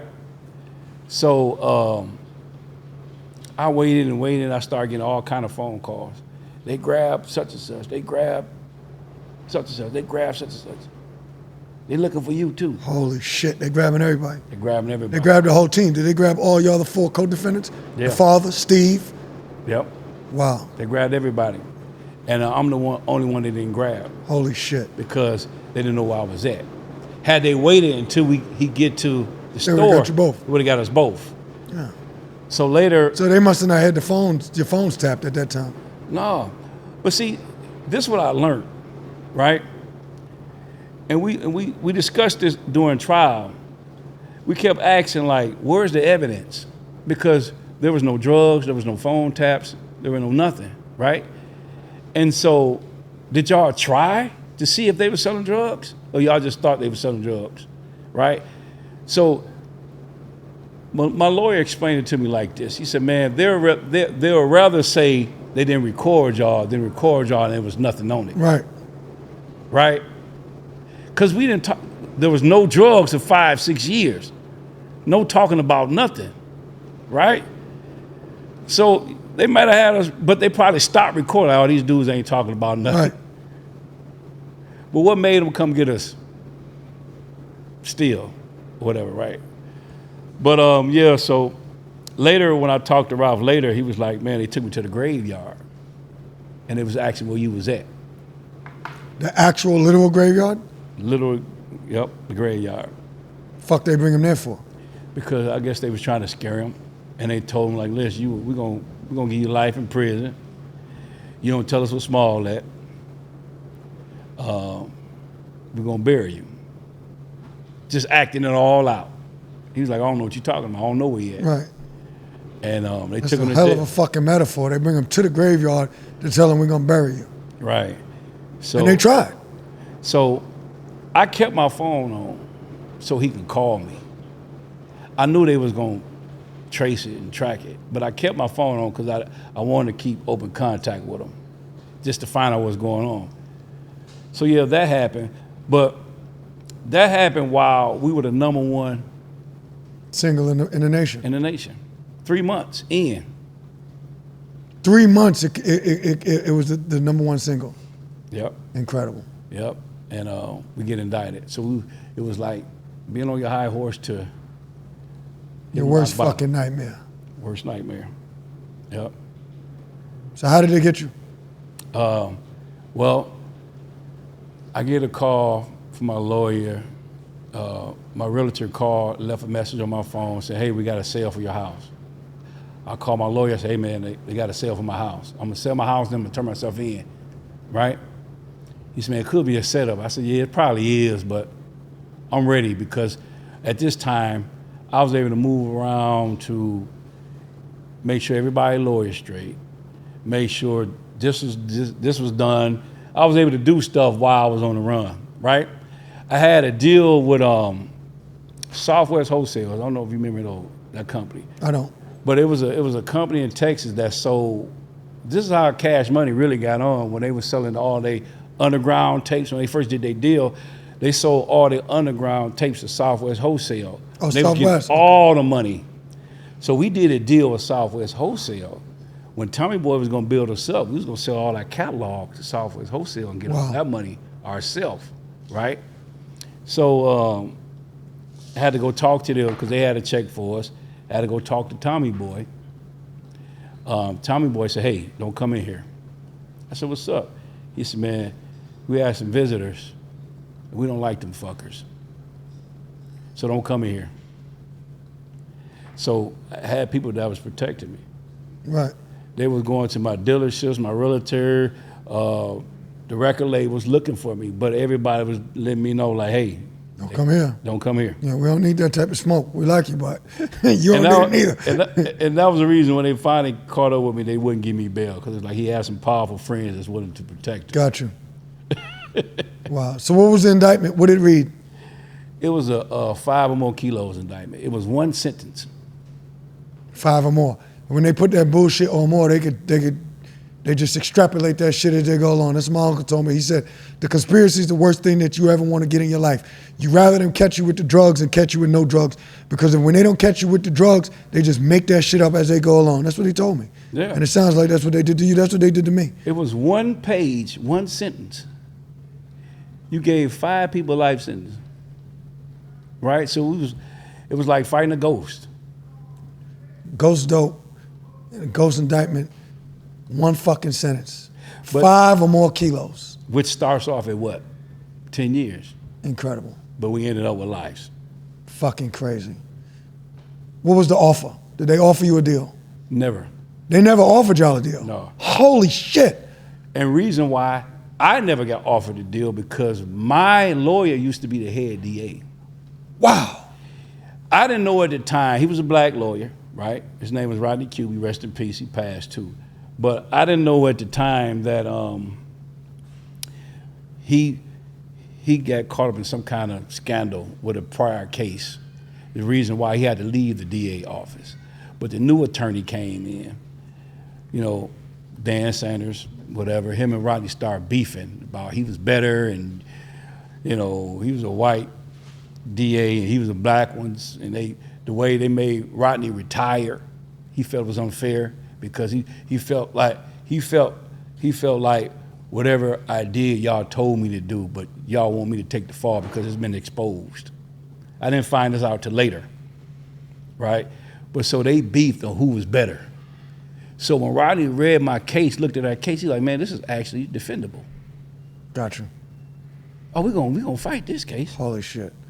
But they didn't offer you a plea anyway, right? They didn't offer me no plea. That's incredible to me. They did not offer you a plea. They didn't offer me no plea. So they was banking on convicting you and giving you life. Well, the cards was everything was stacked against you. If they offered me something, Rodney didn't tell me. Okay. Well, yeah. Which never came out. Yeah, same thing. Right? Well, he has a fiduciary duty to convey to you if the United States Attorney's Office had offered you a plea. So never offered me the plea. Wow. Never offered me a plea. Just wanted us all to kind of fold on each other. Okay. And you didn't do it? No. Me and Ralph was like the head of the case, right? Y'all were the target. We was the target. So everybody else was on bail. Me and Ralph spent 2 years in the county jail. Wow. Before we even went to court. Wow. So we was ahead of the case. Did they seize assets? Did they try and freeze bank accounts? Did they try and? That was the whole thing about it. They didn't come after your properties? But no. But they told my tenants not to pay me. Wow. Right? Wow. You still had mortgages. Still have taxes. They just taking advantage of it. Oh yeah, we don't. That's a whole nother. Running up water bills. Right. Shedding a whole bunch of light. That's a whole. I ain't even heard that, and I didn't heard a lot. Right. But they told your tenants, don't fucking pay them. Don't worry about I it. mean, you know, he's You can live for free. These guys can't collect the rent from you. Yo, these dudes is dirty. and we had stressed properties. A lot of the properties we had was in the hood. Right. I wouldn't allow my wife or nobody to go over there. Sometimes you got to go over there with a pistol to get your money. They having dog fights in the back. Right. We started off buying dollar houses, putting 15, 20,000 in them. Try to get some rent money out of them. You know what I mean? And so you got the feds telling them, don't even worry, you ain't got to pay. They like bet. They running with it, but they said we ain't got to pay. Holy cow! Right. So we just let them go. I mean, he was in prison. What the fuck could you do? I mean, what can you do? Right. I have more to worry about. So yeah, Bigger that's fish to fry. Yeah, that's how that happened. But they couldn't take none of our stuff because it was all legit. Right. So you stood trial. How long did the trial last? 2 weeks. 5 people? 4. What did you think you would face if you lost? What was in your mind at the time that you would have got? 10 That's years what you maybe? thought. Oh, we're facing 10 years. Yeah. I thought I was facing 5. They always say they can give y'all life. I'm like, man, how they gonna give us life? So the statute probably read 10 to life. Right. Mandatory minimum of 10. Right. All the way up to life. But you're thinking, oh, come on. Had I knew what I know now, I would have just pleaded to that one line. Maybe did 87 months with the drug program been out. Right. Because no matter what, I already gave you 2 years I can't get back. That's right. So I'm already guilty, right? And because I stopped selling drugs in the eyes of the law, you can't just stop because you want to. Only way to get out is that you die or you go to the police and tell them about your dealings, right? According to them. Once they established the conspiracy, they was able to go back 15 years. Wow. Into our lives when we was kids. Oh my God. To us, we was like, you're not going to prove, or you're not going to have no buy on us or nothing like that because we're not doing nothing. When you start investigating us, we were already done. Right. Right. So in our eyes, you didn't catch me. I didn't do nothing. Right. In your eyes. In my eyes. Right. Right. And then the lawyer looking at me, they ain't got no buys, no drugs, no tapes, no recordings, no nothing. Oh, we fighting this. Right? Right. And I was okay with that. We was okay with it. Right. Nobody Plus, we talked, didn't wanna go to everybody jail. walked. Listen, man, I never spent one day in jail. Right. One day. 10 years, hell, I'm not doing that. Right. Even if that was the minimum, I couldn't do the 10. Yeah. Right? So you thought. So I thought. And the judge said, do the best job that you can. Do the best that you can do. The rest gonna do itself. That's motherfucker, ain't it? Right. So, yeah, man, it was crazy. But it really hit me when I was going for my bail hearing. I was gonna put up the house I was about to sell. The judge gave me bail. The judge looked at the CD and said, hey, man, if I can understand anything on this CD, I'll let you out. So he had the Cuckoo Cow CD. It's cracking a joke. So we just felt like that was a good sign he was gonna give me bail, right? He said, Wait a minute, you had the record, it's Cuckoo Cow Rap, it's like his single. Yeah. And the judge said, if I can understand anything on this CD, I'll let you out. Yeah. Holy shit. Right. So he listened to it? Yeah, he listened In front of you? in front of us. What'd he say? He said, I give you bail, 150. Oh, he did give you bail. What part did he understand? I don't know. Okay, but I can't recall. All right. I was just so glad he said I can get bail, right?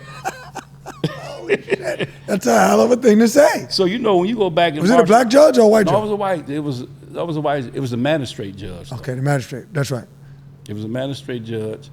I forget his name, but he was one of the cooler judges down there, I guess, right? Okay. So He said, you'll be on the supervised release. He said, the parole people will come put the bracelet on your leg and give you rules or whatever that you got to abide by or whatever. Case adjourned. So I went back to martial lockup, waiting for them to come, probationary people to come. It never came, right? So I said, man, when I tell the marshal, I said, man, when the people coming? They said they not. Your bail been appealed. Government appealed. I said, what? I called my lawyer. I said, man, they said my bail been appealed. Can they do that? He said, yeah. I'll be there to talk to you. So he said the trial judge. He said this is the magistrate that was going to give you bail. The magistrate gave me bail. The trial judge appealed it to, the prosecutor, the government appealed it to the district court judge. And he denied it. Yeah. My second bail hearing was a trial. Holy shit. And I spent 2 years in prison before even going to court. Wow. That's when it really hit me. You didn't fucked up. Like, these people ain't playing games. Right. Right. That's why it says United States of America versus you for a reason. Like me and Ralph were like the only two that was in there. Because the others were out on bail. So we didn't know what to think. You know what hurt me today? My cousin said something to me. Because my cousin was my cellmate in Leavenworth Penitentiary. He said, cuz, you called me one day, man, you hurt the shit out of me. I said, what, cuz? He said, man, you asked me, did I tell on you? I said, cuz, I don't remember that. I swear to you, I don't remember that. But you probably said it. I said, cuz, I don't remember. He said, you said it, dog. I said, cuz, I was fucked up. Yeah. I don't know what I said. Right. I don't remember it, but I was messed up. But normally would never do nothing like that. Right. To me. Right? But yeah, so to wrap it up, we were sentenced to, all of us, 4 life sentences. So you went to trial. Went to trial. It lasted for 2 weeks. 2 weeks. And they come back with the verdict. So during trial, like I said, me and Ralph, we're going to martial lockup every day. Quan and Steve, they're going home with their families. Because they're out on bond. Because they're out on bond. So me and Ralph had to come in the courtroom wearing suits like we were coming off the street. Right. Try to fool the jury. Right. Or they don't want to prejudice the jury, so they let you wear your regular clothes because they say you're considered innocent until proven guilty. Right. So they gave me and Ralph our own cell in the back, right? We got all our suits and shoes in the back. We got a whole wardrobe. So we go in, we both probably 230. But the county jail, we like 175. We got these oversized suits on, but we sharp though. Right. We got these oversized suits on. We in the back, man, just me and him praying and dressing each other, tying each other ties. Oh, wear this shirt with this. Let's keep throwing the jab, baby. He used to always tell me, man, keep throwing the jab no matter what, baby. Praise God, we can keep throwing the jab. Some days was good, some days we like, ooh, they got us a day. Isn't that funny how you be all that praying and everything? Because I was doing the same thing. You praying, I'm getting scriptures, I'm thinking that's really going to deliver you from evil. Lord, let us loose. Right. T.D. Jakes became our best boy. Right. Niggas gave me all type of prayers to say. I'm thinking, I know there's no way I can lose this trial. I got all these prayers. Bullshit. Man, I became so sharp with the Bible. It's crazy when your back against the wall, dog. That's why I was saying earlier, like, man, you live life with a conscience, with that foot on your neck, you'll stay sharp.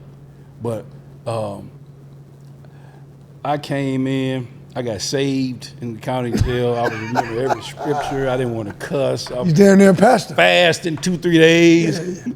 I'm doing everything. Right, yeah, fasting too. Yeah, you can't just pray. You got to pray and fast. You got to fast. You got to pray. You can't cuss. You can't do nothing. You know. Right. So I'm thinking this is going to get me out of trouble. Right. God going to see it fit. I'm going to act myself right to get out of this. Right. I really did change. Right. God knows this. He reads the heart. To me, it was real. Right.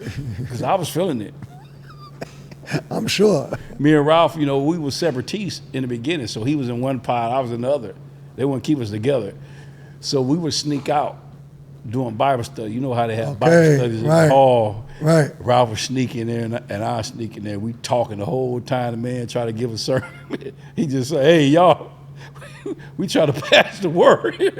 You know, we Right. file this motion and, you know. And on the PA, you know, we were there so long, we got cool with the COs.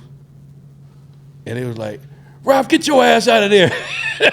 Right. You ain't supposed to be in there. You got to step into. Right. You don't get us in trouble. Right.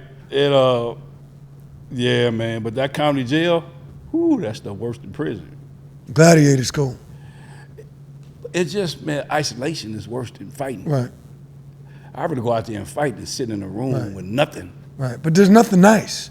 There's no grass. There's, at least the county jails I've been in, everything is concrete. Even if you go outside, you're in the ball pen, it's fucked up.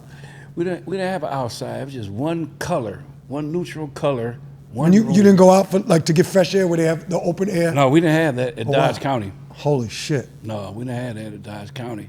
And at the time, we had MCC, which was a county from Chicago. So we had a lot of gang Chicago inmates coming. Metro County Correctional Facility or coming something to like Dodge because they took that contract. That's right. And immigration, INS was coming in. You know, the immigration came in at that time during that year, that 2001 year. So a lot of foreigners, a lot of Chicago guys. Man, it was a zoo in there. Wow. And he was in there for 2 fucking years. 2 years. Incredible. Yep. And every day, me and Ralph had to travel like an hour and a half from the county to the courthouse. To the court for 2 weeks. For 2 weeks. They get you up crazy early in the morning. 5, 4 in the morning. We would get there at 9 at night. So we exhausted. We only ate once a day. We exhausted. For 2 weeks, we had to do that. That final day came doing verdict. I never forget. It was like this. It was raining. It was thundering. It was cold as hell for some reason. My wife, she didn't even show up the day of the verdict. She knew the verdict was coming that day. She one of them instinctual persons that's kind of like, I don't even want to hear when you got a feeling, right? But she didn't show up. The judge read all 4 licenses. They let one person go. But he had no business on our case, no way. But the only drugs on the case came from him. Incredible. Yeah. Family members there? What about your co-defendants? The whole city was there. Oh, wow. Everybody came out. It's a big trial. It's a big trial. So this got press and everything. Oh, yeah. Ain't no question.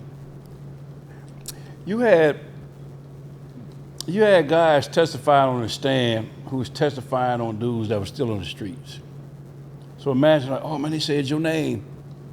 Old boy said your name on the stand. Wow. So every day we left out the courtroom, it was like walking down the tunnel.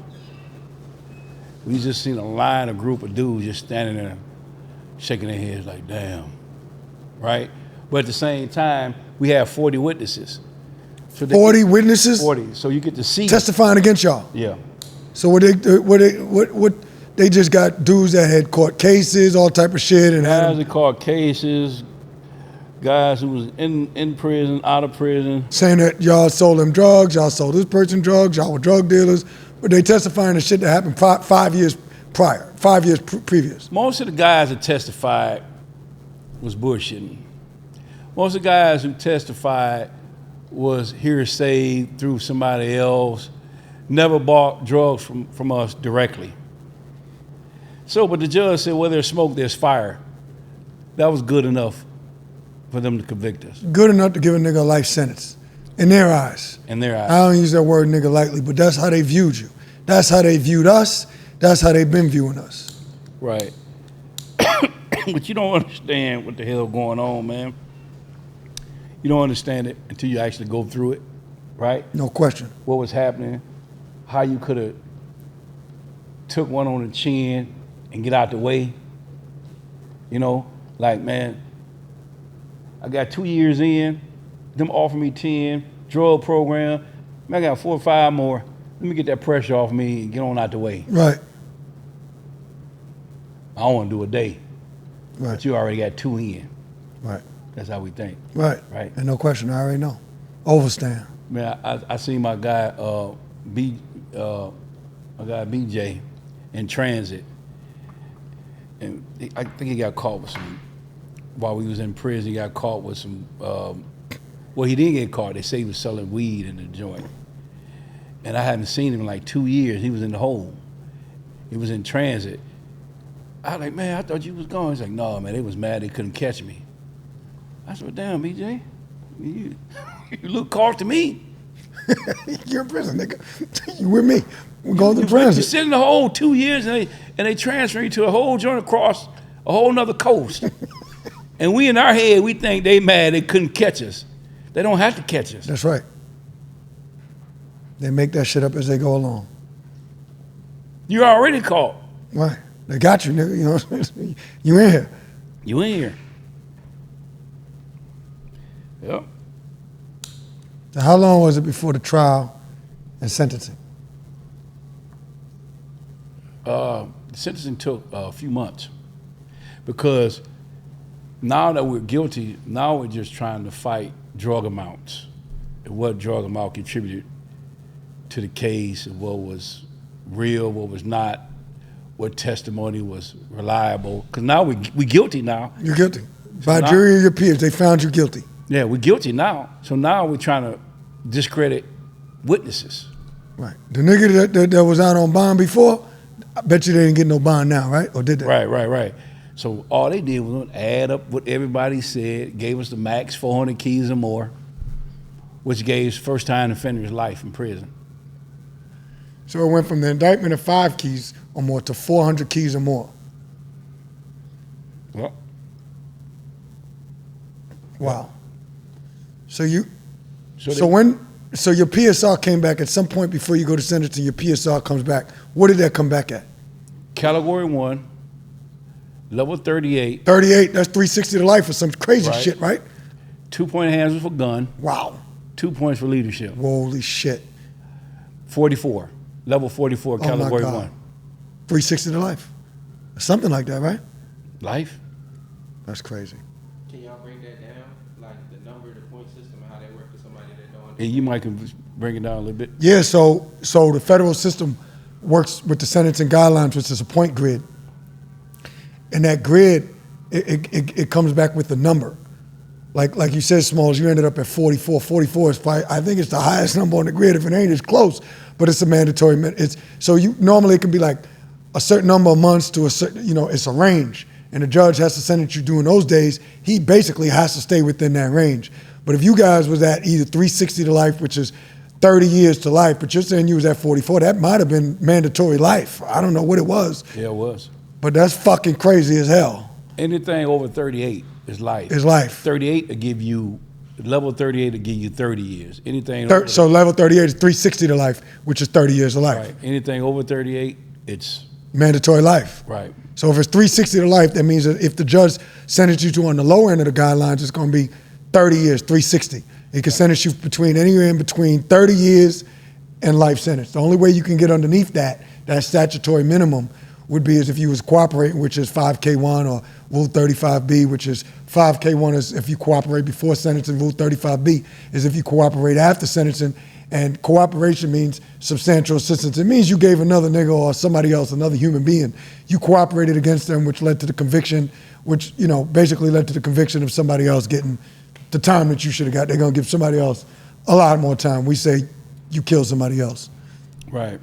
So like I said, it's a grid. It's a scale that goes horizontally and vertical. Well, vertical this way and horizontal. That's right. Yeah. So we That's were right. in the first category, and we just shot up. We just shot up in far as drug amounts. Because the categories are gonna be horizontal, right? Yeah. And then And the drug amounts is vertical. it's vertical. So you ended up way vertical at 38, 44. 38 was the max. Was the base. Was the base on the max drug amount. And the enhancements got you to 44.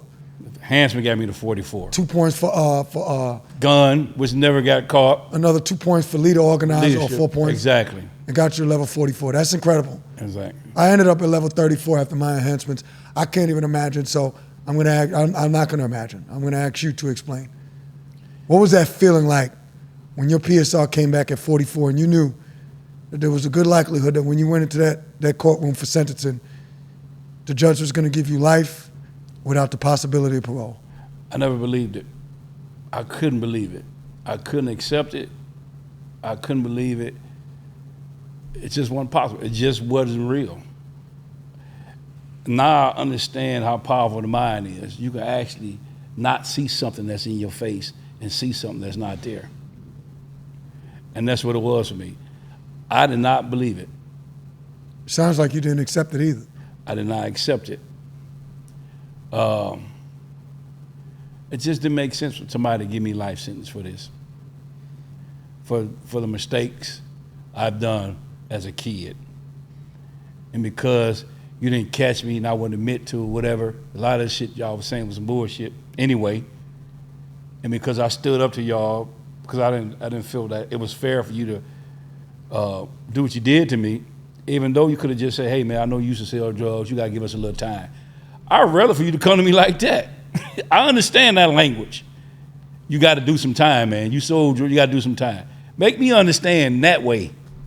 Be fair with me, I'm a human being. Right. I may have a black face, but I'm a human being. Right. And then I could never get away from it. Because in the feds, life is life. Don't Right. make no motherfucking mistakes about it. At this point in time, it was life without the possibility of parole, meaning that your out date was the day you die. So I do think that the prosecution, yes, they overstood. I think they started to understand our case even more, but they had to win. And that's another thing that fucks me up. That they want to win, even if they know that maybe you shouldn't be doing this. It's just all about getting a win. Like it's like a football game or a basketball game. It's like they playing games with your life as a sport. As a sport. Not a head prosecutor, he's a defense attorney. You know what I mean? That's how they move up in the rankings. Right. On our backs. Years, Right. Breaking up our family, and they don't give a fuck about the kids, the spouse, the parents. They don't give a damn.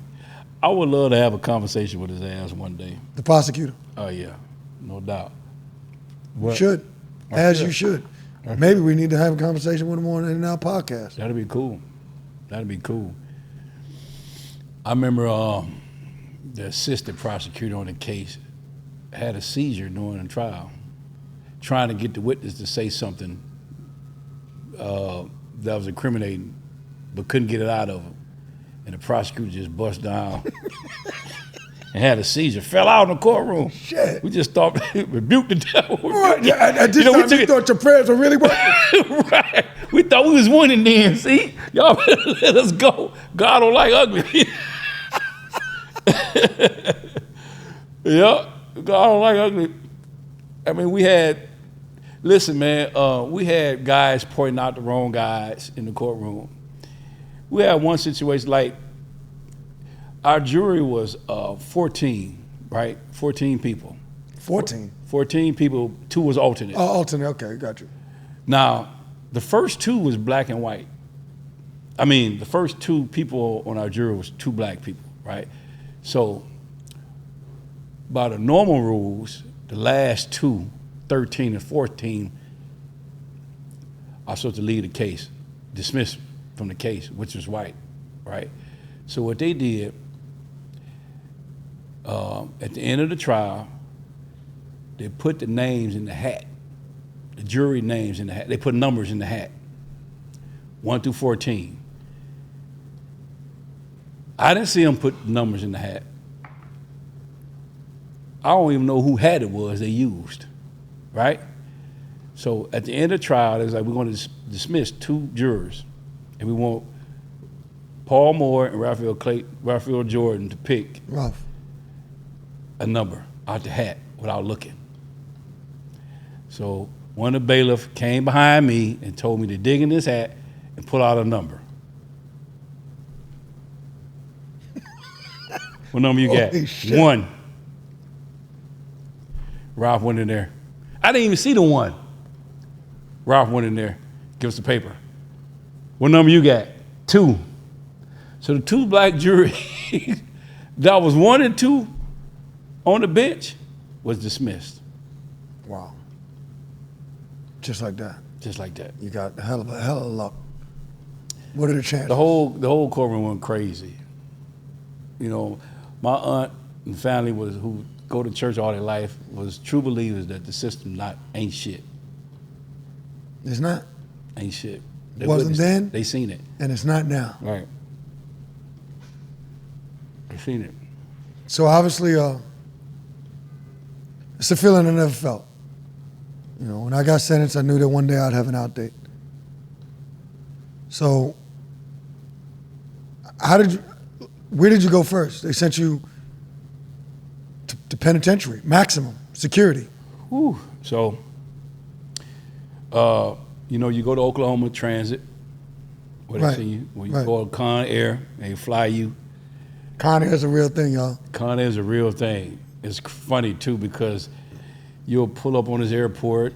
You got officers surrounded the whole field with shotguns. They got them all big these- motherfucking guns out there on your they got ass. the to let big you guns. and make a people- one move, false move. There you go. And well, they black boxed me. Wow. They had the black box on you. I had the black box on Why? because I had a life sentence. Oh, wow. So, So explain, tell them what the black box is. I don't think everybody. black box is. I mean, if when you've they been put in prison before through Con Air, you might know, but right. So when they put on restraints and when they transport you, you usually get the handcuffs on your wrist, around your waist, and on your feet.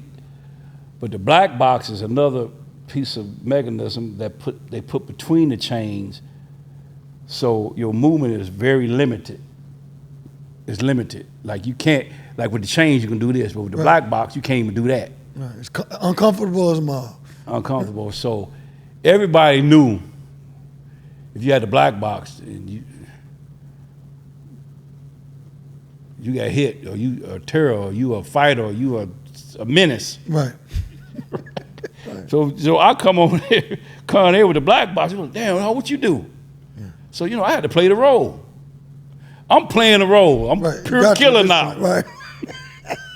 I went to player to scared to death to pure killer. I had to play the role. Right. You know? But you're in an environment, you got to do what you got to do. No, you got to play the role. I'm black box. Y'all label me as this notorious joker, so I'm gonna play the role. Right. I ain't saying nothing. I'm just mugging, looking at jokers up and down. Just get out of my way. Don't worry what I Ready to done. kill, nigga. Right. Too close to me, I'll bite your motherfucking face off if I have to. So I'll tell you a funny story. So when they put me in the cell, they put me in the cell with Amigo, right? So while I was asleep, he got up before me cleaning the room, but he had his buddies inside the cell talking while I was asleep. Now that's a no-no in the penitentiary. Right, no question. But they essays, they real, homeboy essays, like I think they try to take advantage of me. I said, man, you know what?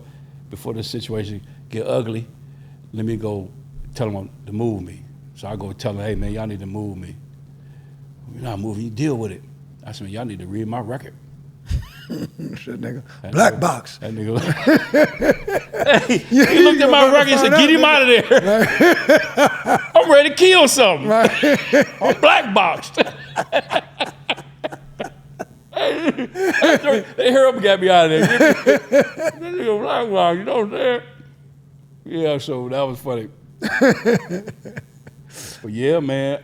But in my spirit and in my mind, I couldn't believe that I got life sentence because to believe was to die. Right. I wasn't ready to die. And I didn't believe what they did. Even though it was real what they did. Right. It wasn't them threatening me with it or say, I'm going to get them. Actually living in prison for several years with life and a max penitentiary with 90% of the people there have life sentence. 90% of the people that are going to die in prison, you're awake, you're alive, you understand that this is real, you're living it. It's like a living fucking nightmare, like a living hell. Oh yeah, it was. How did you deal with that from a mental perspective?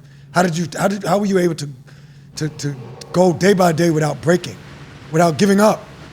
A lot of praying, right? A lot of praying and a lot of,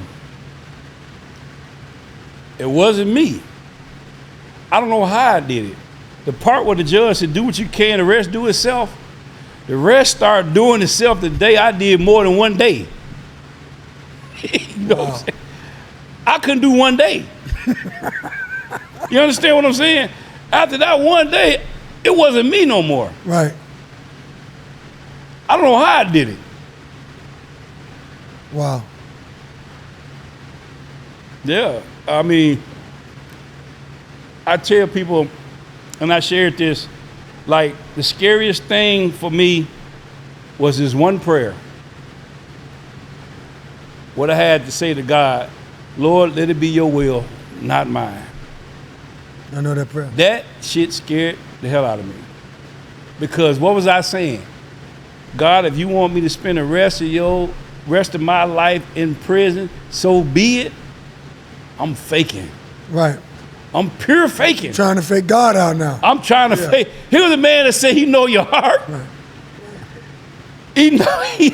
I'm pure faking. Ain't nowhere in the world I was saying, Lord, if you want me to stay here, I'll do it. I'll do it. I done said that prayer before. I'm playing a role now. But I know that it's better, and there's a scripture, and I don't want to misquote it, it's better to be obedient than to sacrifice. I was just being obedient to just keep giving it to God. Right. Whether I believe it or not, or feel it or not, just keep giving it to him. Right? I just kept giving it to him. He knowing that that's not where my heart was at. Right. I'm not, Lord, I don't care what you say. I didn't say that, but he knew in my heart was saying it somewhere. Right. But it wasn't until then that I started getting some type of peace about what I was going through, and doors started to open. Wow. I started seeing a little light. I was fortunate enough to be a part of a program in Leavenworth called the LCP program. What does that stand for? Life Connection Program. Okay. This was a program that was bagged by the Bush administration. Okay. Senator Brown back. They was head of this program. This was one of those rehab programs that teach you about recidivism and forgiveness and righting your wrongs and religious tolerance. And, you know, understanding you. We had a lot of prestigious scholars like bishops, ministers, doctors, politicians. They will come in this unit and talk to us. Now this unit, there was all the people that was ahead of their case.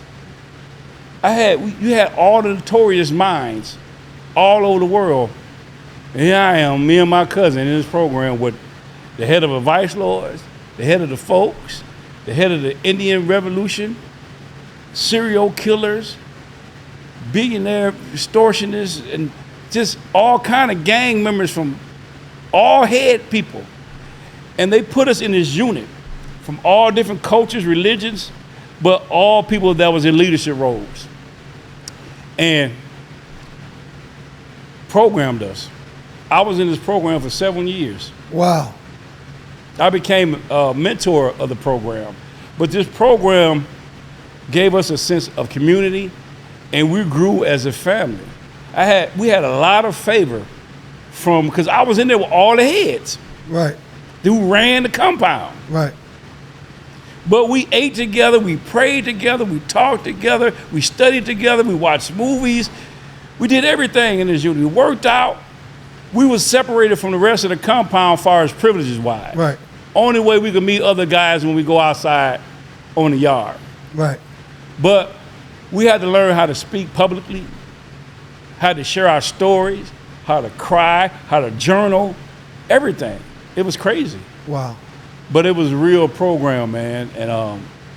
And shout outs to all my fellas who was able to get out and get pardons. But everybody in that program had life sentences. Wow. Wow, that's incredible.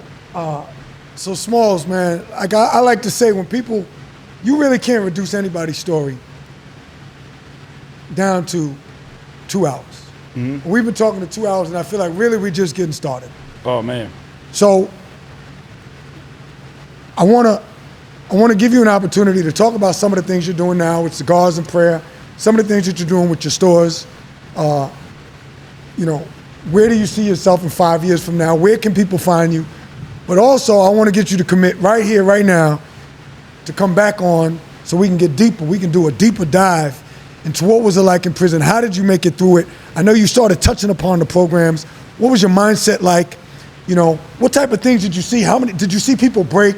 You know, because you're obviously one of the strongest individuals that I've ever met, and probably that exists on this earth today.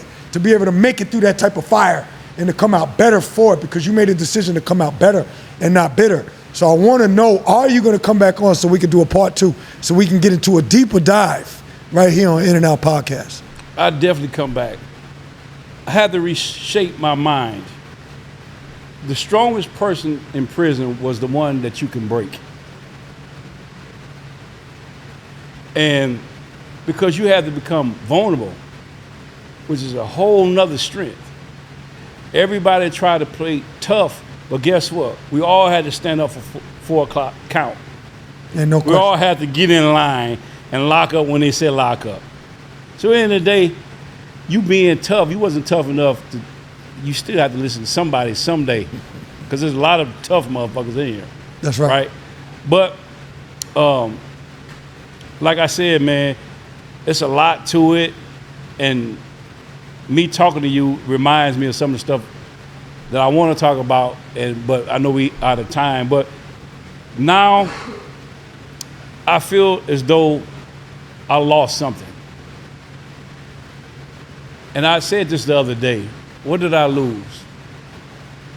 Because I'm the person that's not real vocal. I just like to internalize what I know and kind of lead by example, right? But some people that doesn't have that understanding may not see where I came from or understand the example I'm trying to lead by.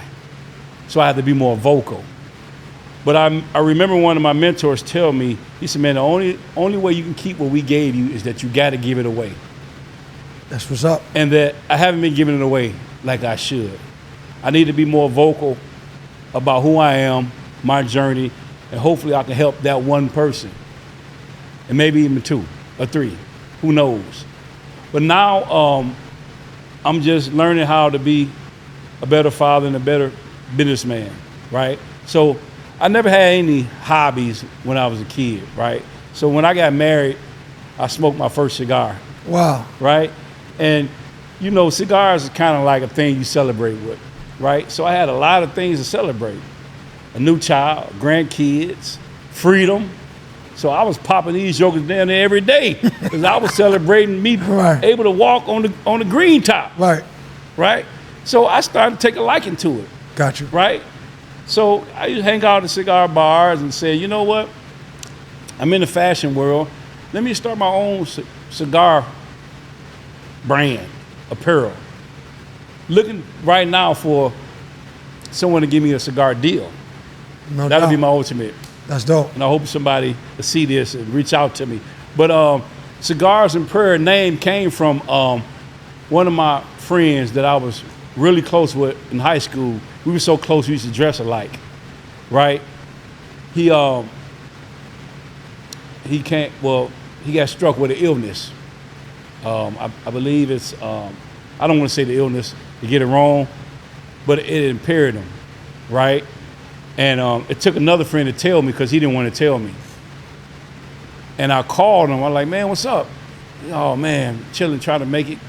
I heard, man, you all right? He was like, yeah, I'm good, man.